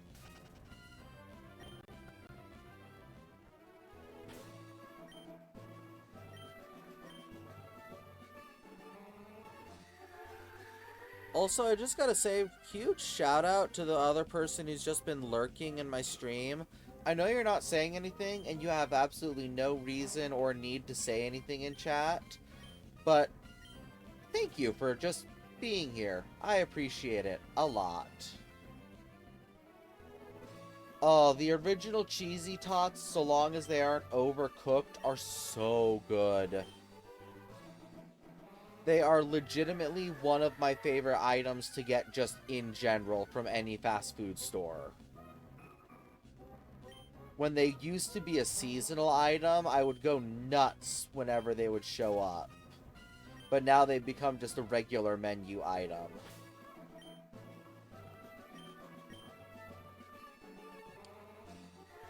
Man, and now I'm making myself hungry, unfortunately, so I gotta decide when I'm gonna cut off stream. Because the easy answer is when I get a shiny, stream ends. But, I need a cutoff point for if I don't get a shiny.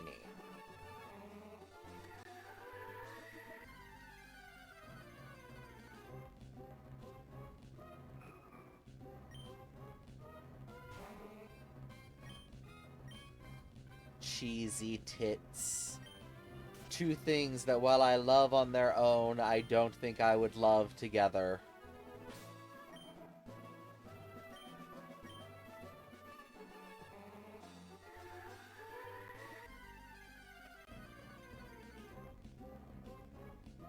Yeah, that's kind of about what I'm feeling, but I'm also kind of feeling half odds. Because that makes my brain go burr better. But I also might just put a hard limit on 1 more hour. Like, I'm thinking half odds, 1 hour, or a shiny is when stream ends.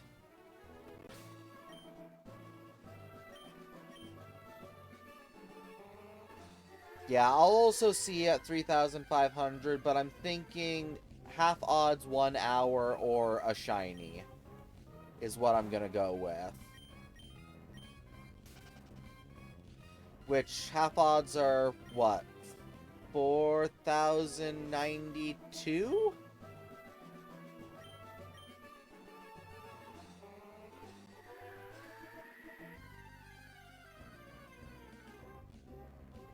$4,096. 8,192 is normal odds. That's what I'm thinking.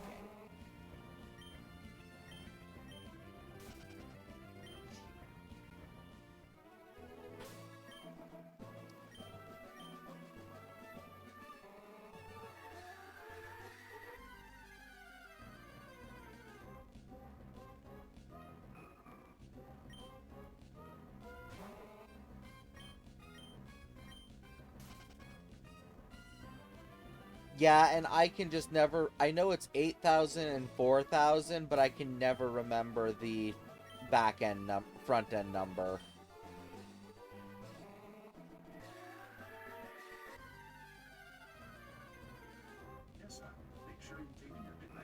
Yeah, it's midnight.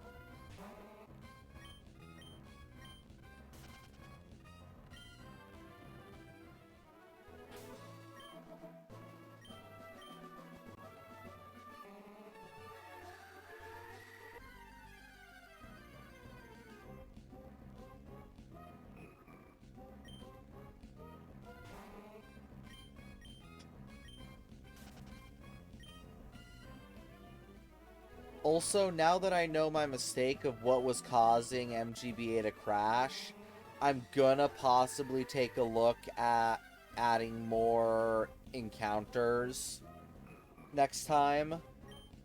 Because now that I know 10.3 doesn't have the same crashing issue, I think I might be able to get...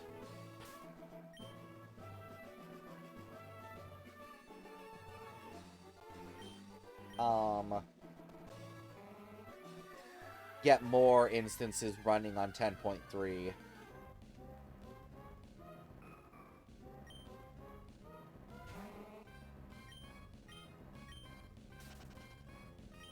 I would try it now, but I don't want to have technical issues right at the end of stream.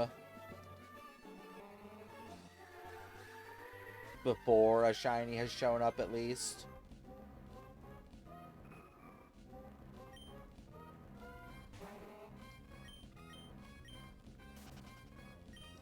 So I'll probably try it before I start stream, and I'll have all my games up and running before stream.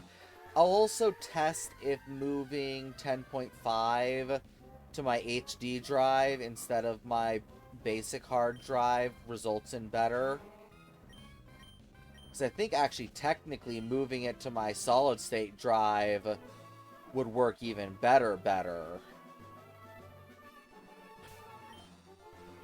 Because the solid state drive... Or actually, no. Is it the HD drive? Is it HD drive or solid state drive that has faster load times? I want to say it's the solid state, but something's telling me it's the high def.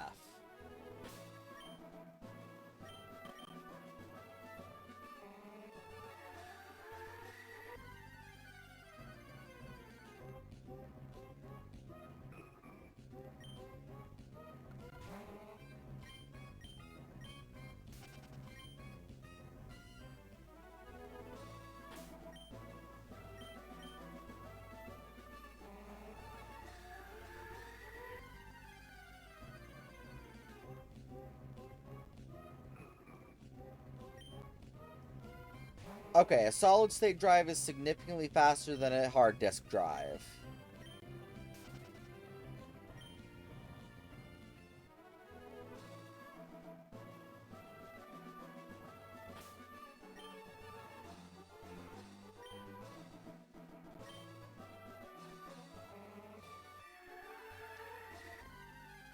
Oh, God. Yeah, I do believe Gen 1 has the same odds as Gen 2. Just due to the nature of how it works. So yeah, I guess I'm actually a little surprised. It might not be the drive that's doing it then. I don't know. I'll do some testing tomorrow between 10.3, 10.5, SSD, and HDD. Because I don't recall what my C drive is. I thought it was a SSD.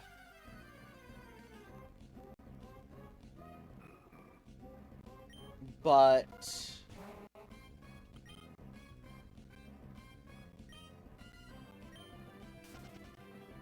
it seems like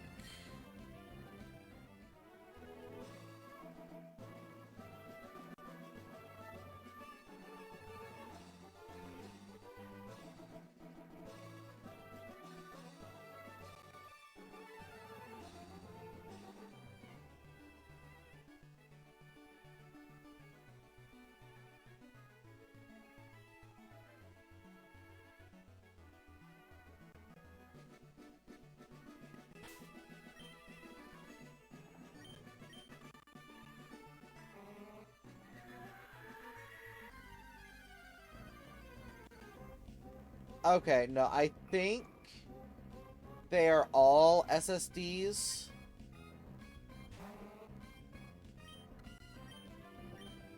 Based on what Specky is telling me. But my other two are SATA drives. And I think...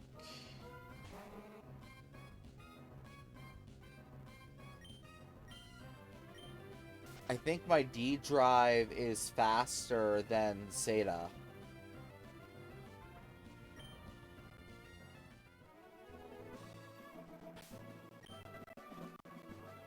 Which means I might want to move around where some of my...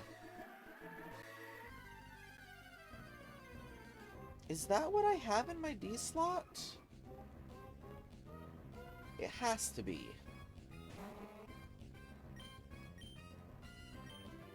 God damn it.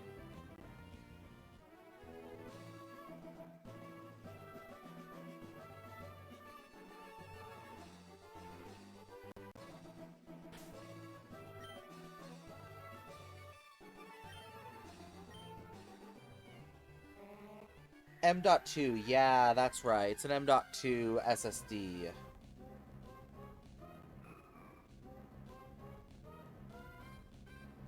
No, I do think that my M.2, while a smaller storage space, is faster.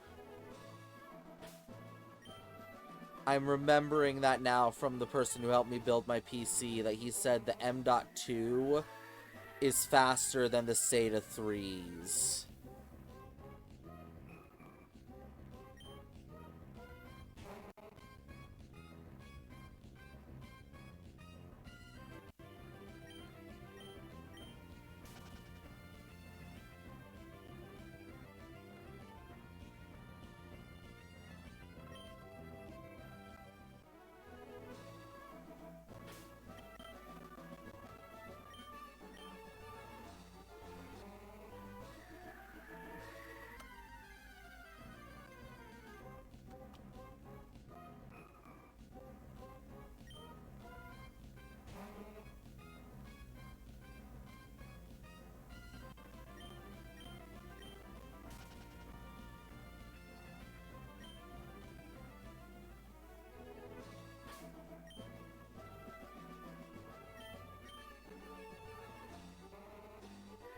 I swore I am now having trouble remembering what hardware is in my computer.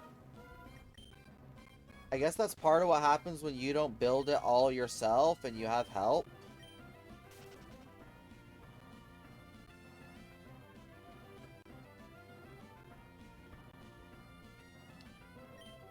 Okay, yeah, because I feel like I remember them being the bulkier SSDs for the SATAs.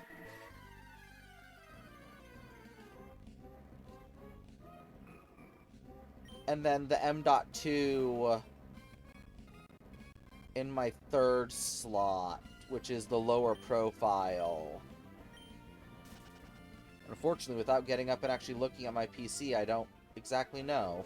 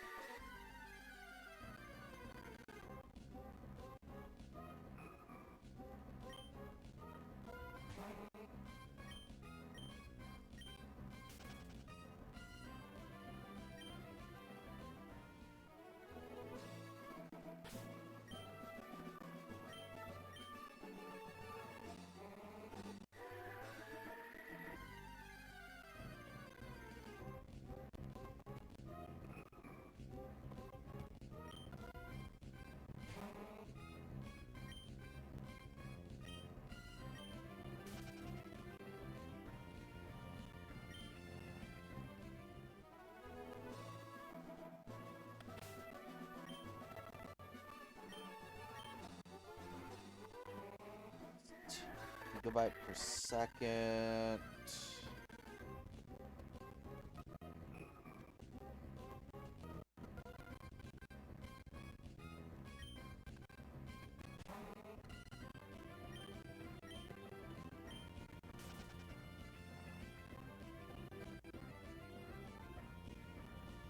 I really fucking hate when they don't all have the exact same spec layouts. Because it makes it really fucking difficult to know what is equivalent to what.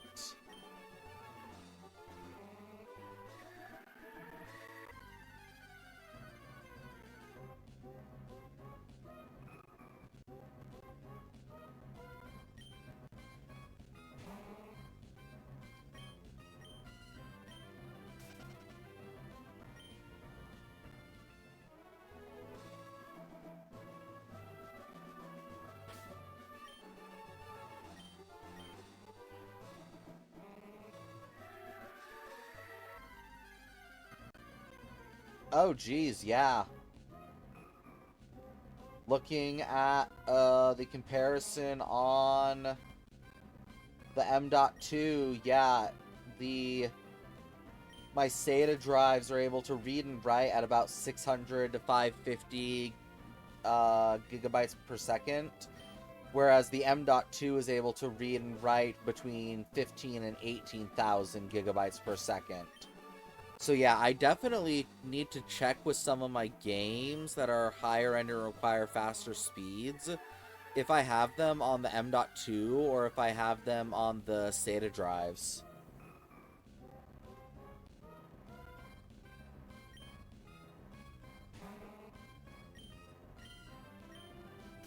Because the SATA is just far slower.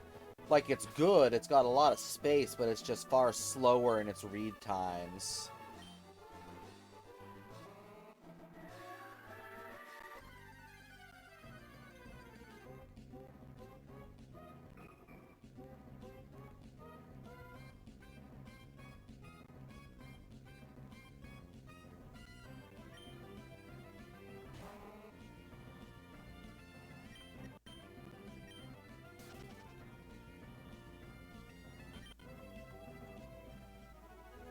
Yeah. So, I'll double check putting 10.5 on my M.2 drive and see.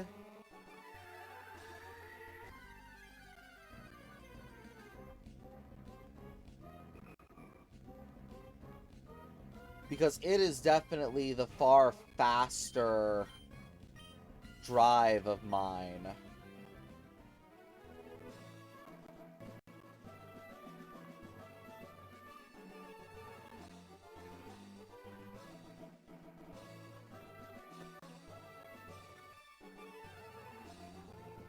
Which does also mean I should talk with the person who helped me build my computer. But I might want to look into, as well as a new graphics card, upgrading my 1 terabyte SATA 3 to either a 1 or 2 terabyte M.2. So it's got the higher space and the, goddammit, faster read and write times. Because they're not too terribly expensive. Expensive for my fixed income, but not too terribly expensive just in general.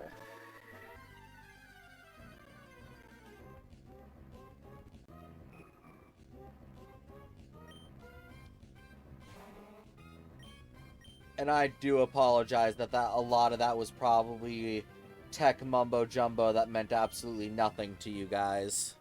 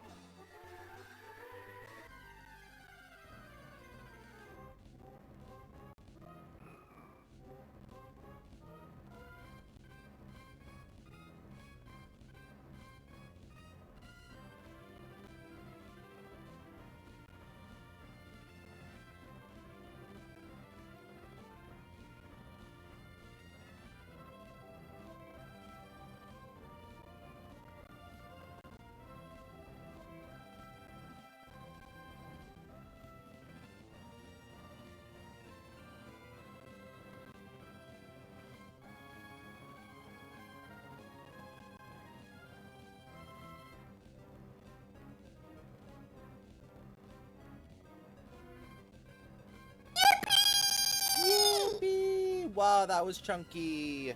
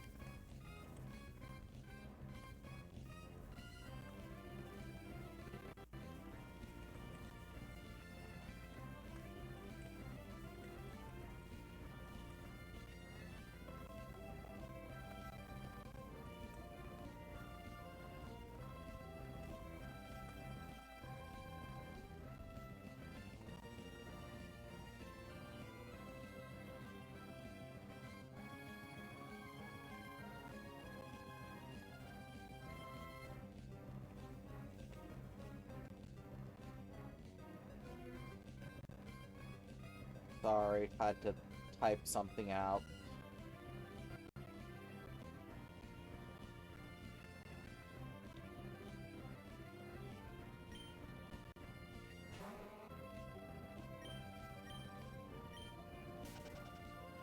I'm still definitely thinking that I'm gonna go for half odds if I don't get a shiny before then.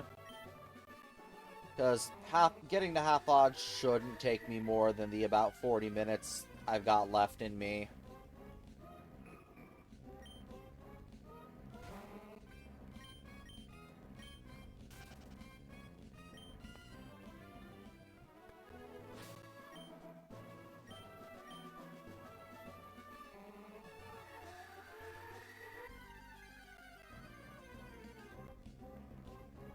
I'd love it to show up sooner than that, but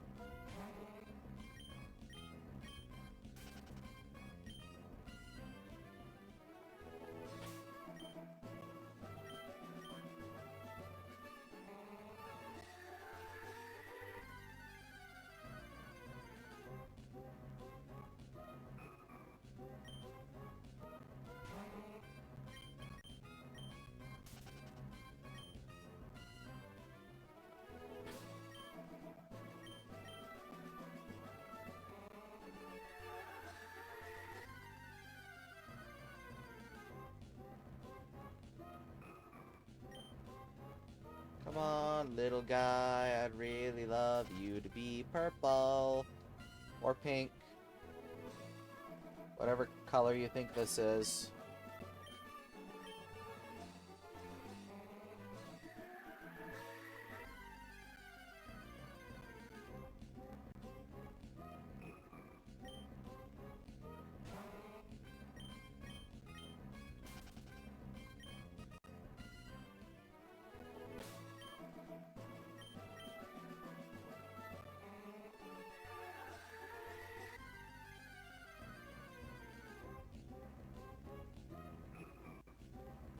Perkin.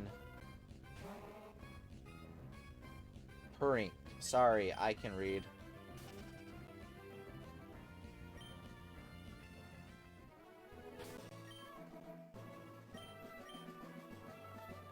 Yep, I finally got my technical issues figured out, and I am actually doing the hunt today. Welcome back. Yeah, it took me a bit. I think I have isolated what the problem was, because I didn't realize I was running MGBA off the wrong hard drive, so... What's up?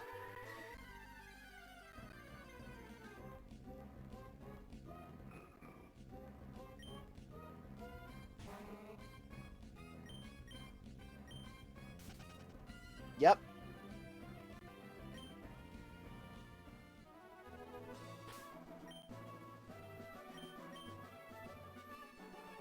Did you finally get your target?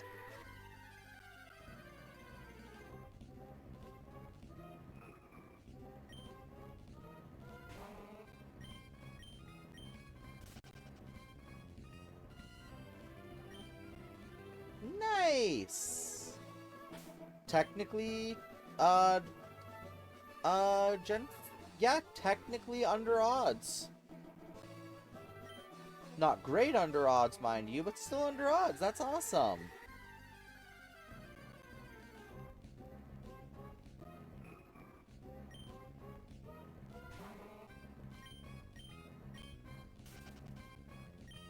Very nice.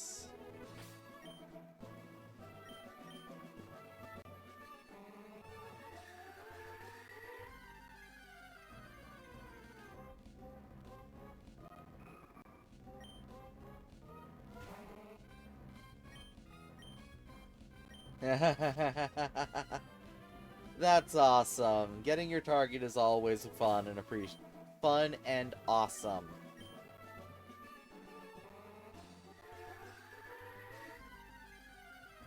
Yeah, I'm hoping to get another one tonight before I end up having to call it quits in about half an hour, but we shall see if the shiny gods are on my favor. That sentence wasn't correct. That's awesome. Getting it right before your birthday, that's really awesome. We will see if I am in the shiny god's favor. That's the sentence I was after.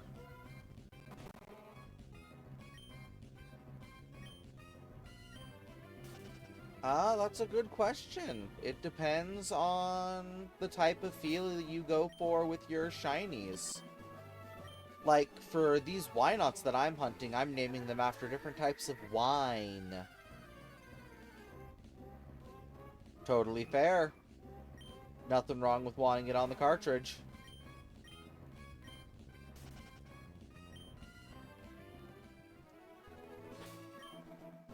When I did my first major shiny hunt for my shiny Torchic, I did it on my original cartridge that I had from when I was a kid.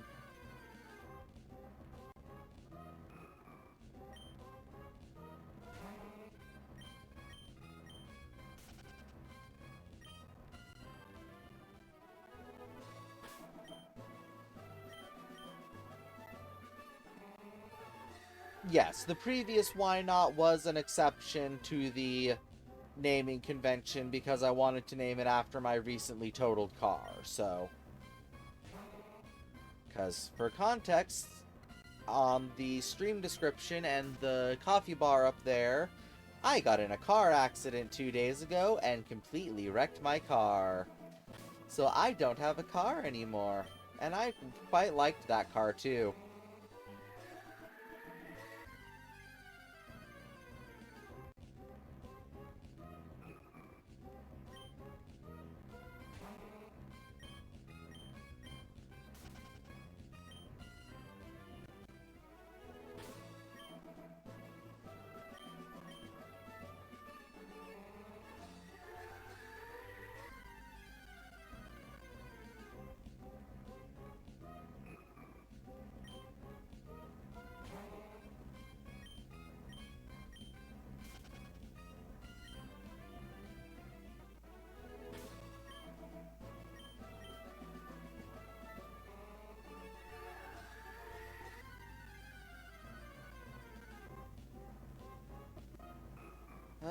Come on, why not?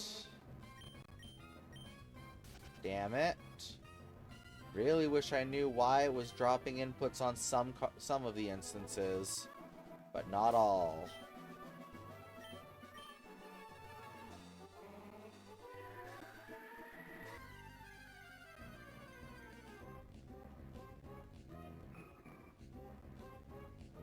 I am non-binary. I use she, they.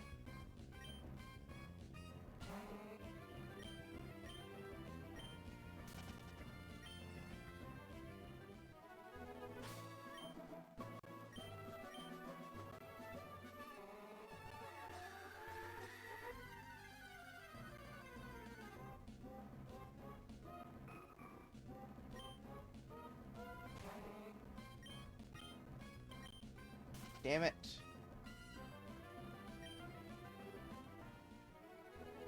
And if you have more questions, I can answer them as soon as the ad break is over, because you are about to be sent there in 5 seconds. Ad break time.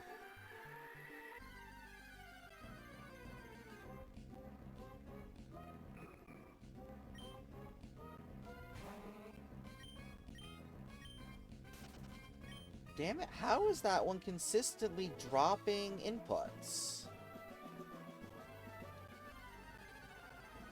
No!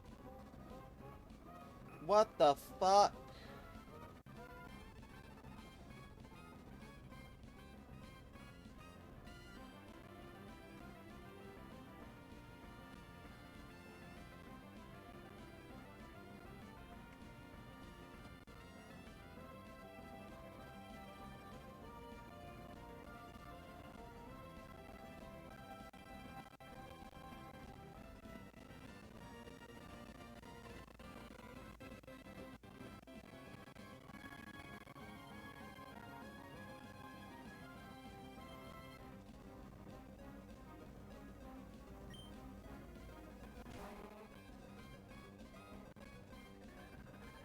Yeah, I figured the ads would come in but a moment.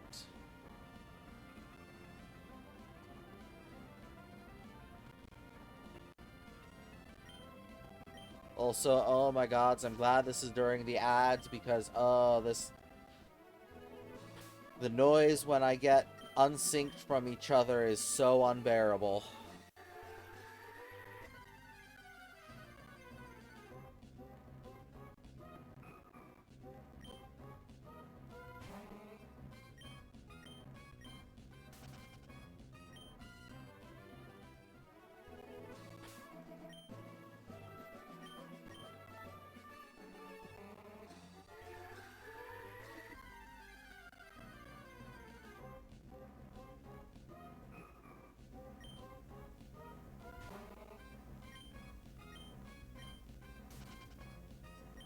Gotta be really careful with my inputs because I don't like it when it drops that input.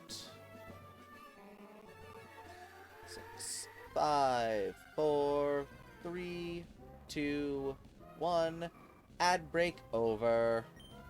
Welcome back, everybody. At least I hope welcome back. According to my Streamlabs, that should be welcome back. I appreciate it.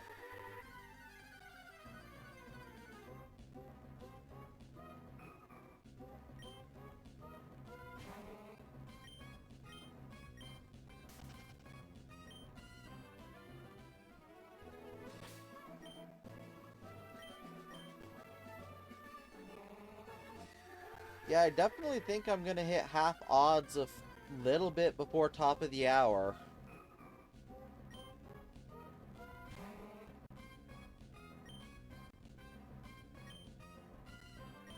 That's unfortunate, but can't get everything to shine necessarily in one day.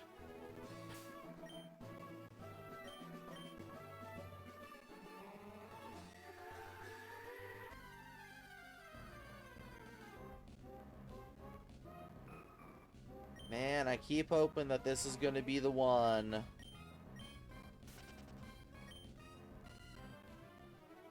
And I don't know why, but I have a feeling that the middle left game is the one that's gonna have the shiny appear in it. This one.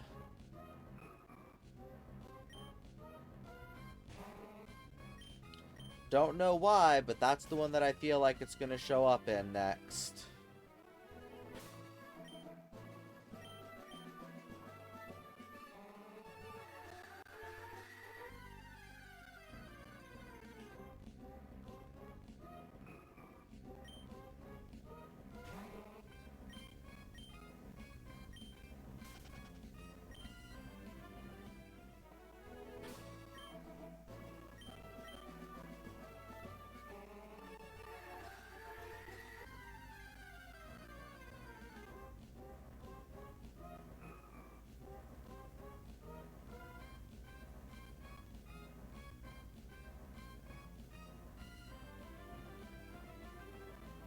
Yeah, sometimes you can just get the feeling, and other times you get the feeling, but it's completely wrong. Because, I mean, realistically, I've just got a 1 in 12 chance to have picked the right one. And to be fair, I might not even end up encountering it tonight, so it might not even happen on that instance at all, because it'll be a new instance when I start again tomorrow. I'm not good at nature guesses. I'm most partly because I don't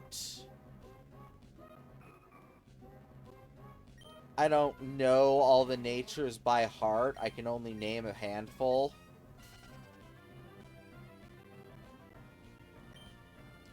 Oh, for the pig? Rash.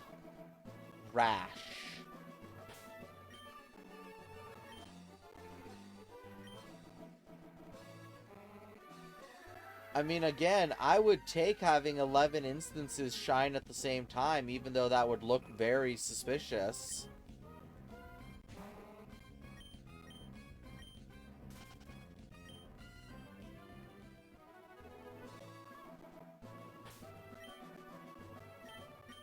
Which one? Is it rash or modest? Wow.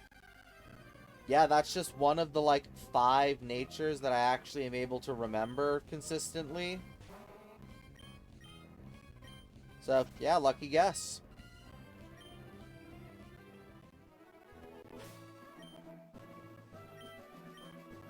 Because, yeah, I can really only remember adamant, rash, quiet, modest.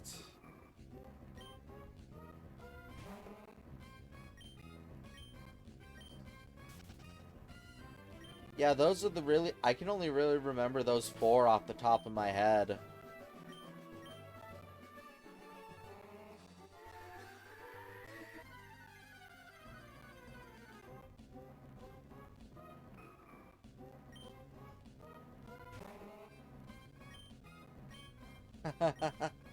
I appreciate it.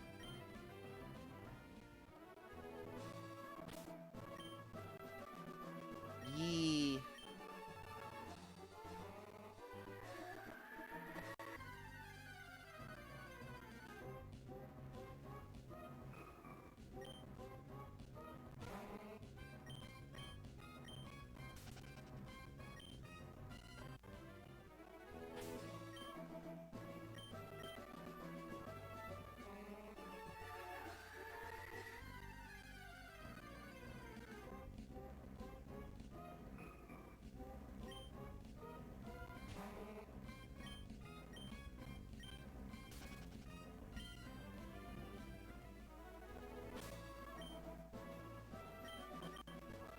Bald.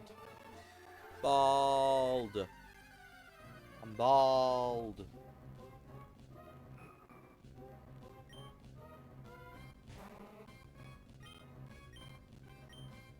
Pat, pat, pat, pat, pat.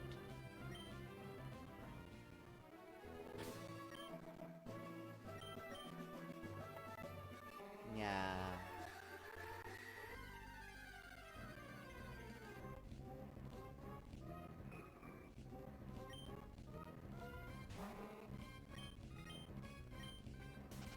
Pat the bald head.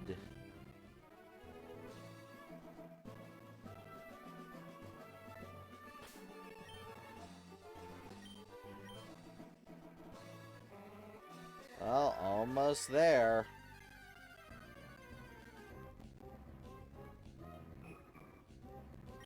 Meow. Meow.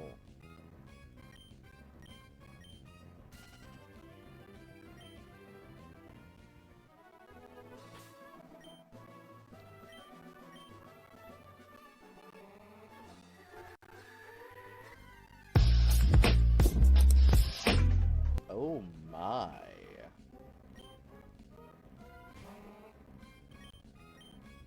I don't know. Why did it? Only you can truly answer that question.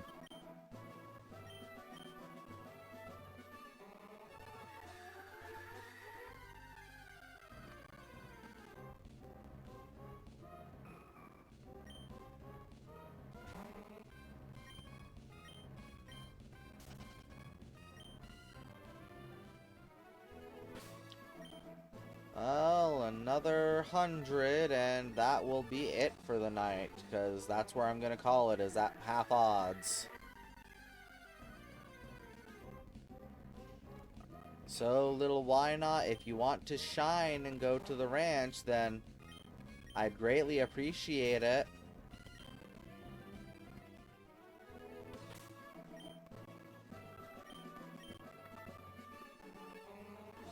The world may never know.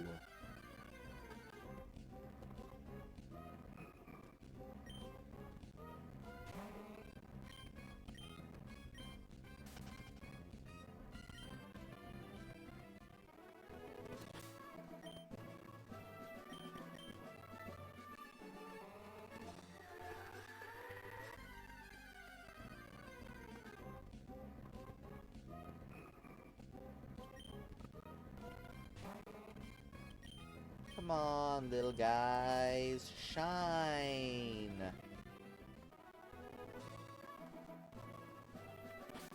I just speed up for Mirage Island? What do you mean?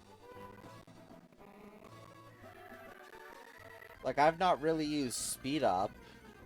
This is a save that I've had for a while that I just... Oh, like for it to appear? I honestly don't remember. I might have forced it to appear. I might have just gotten lucky. Because I set this save up for Mirage Island hunting back during the first ranch week, which I believe was June of 24, so it's been like a year and a half since I set up this save. Dang it.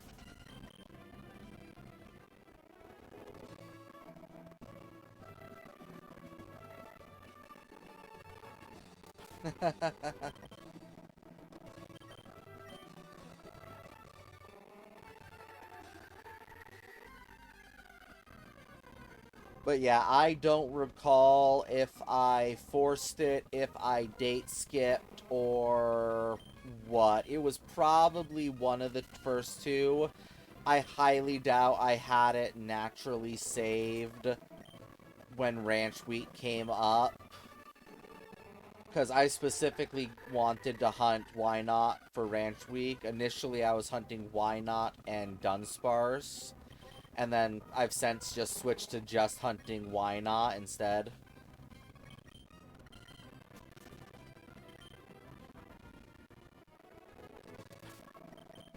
Well.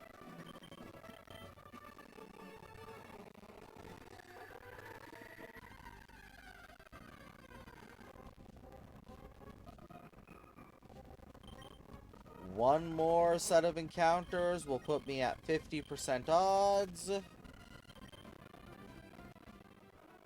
So, will it shine? And it'd have to be on the top row to be under half odds.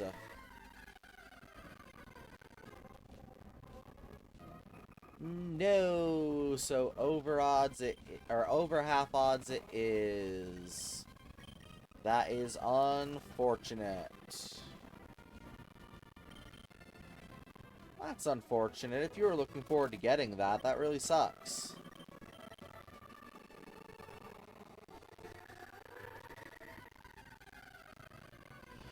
Okay, but that is where I said I was going to call it. I gave it the one extra just to be safe, because, you know, it's very difficult for me to stop once I've started, because if I didn't have to eat and sleep and rest in order to heal from the car accident, I would probably just go until I find the shiny.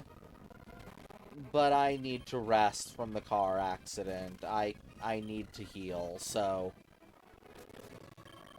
as much as it pains me, this will be my last encounter, and then I'm gonna have to call it a night.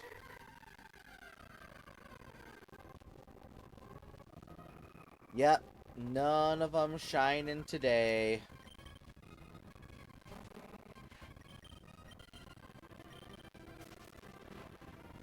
Yeah, it's fun. I hurt like hell. I'm needing to get to see the doctor about that. I just saw my therapist earlier today so that I could go over stuff like that as well to try and make sure that I'm okay because it was fairly traumatic. As it stands, I'm just kind of mostly trying to get by, honestly, so...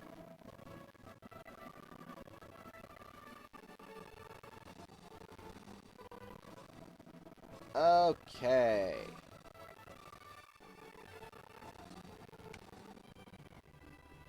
But, so... Whew, gotta catch my breath. That is going to be it for us here today. I hopefully will be back tomorrow with some more of the Shiny Hunt for Ranch Week. I'm definitely not getting there this week, this ranch week, but I slowly want to continue contributing towards that coveted, I believe it's 20 shiny Wynauts the ranch needs, so we'll keep chipping away at it. Hopefully we can find at least a couple more this ranch week. I want to thank you all for stopping by today. I hope you have a wonderful whatever time of day it is for you, be it morning, day, evening, afternoon, or night. I appreciate each and every one of you stopping by, no matter how long or short that was, and whether you talked or if you just lurked. All of you are very appreciative. I am very appreciative of all of you, no matter what type of viewer you are. So, until the next one, I hope you all have a wonderful rest of your night. Goodbye.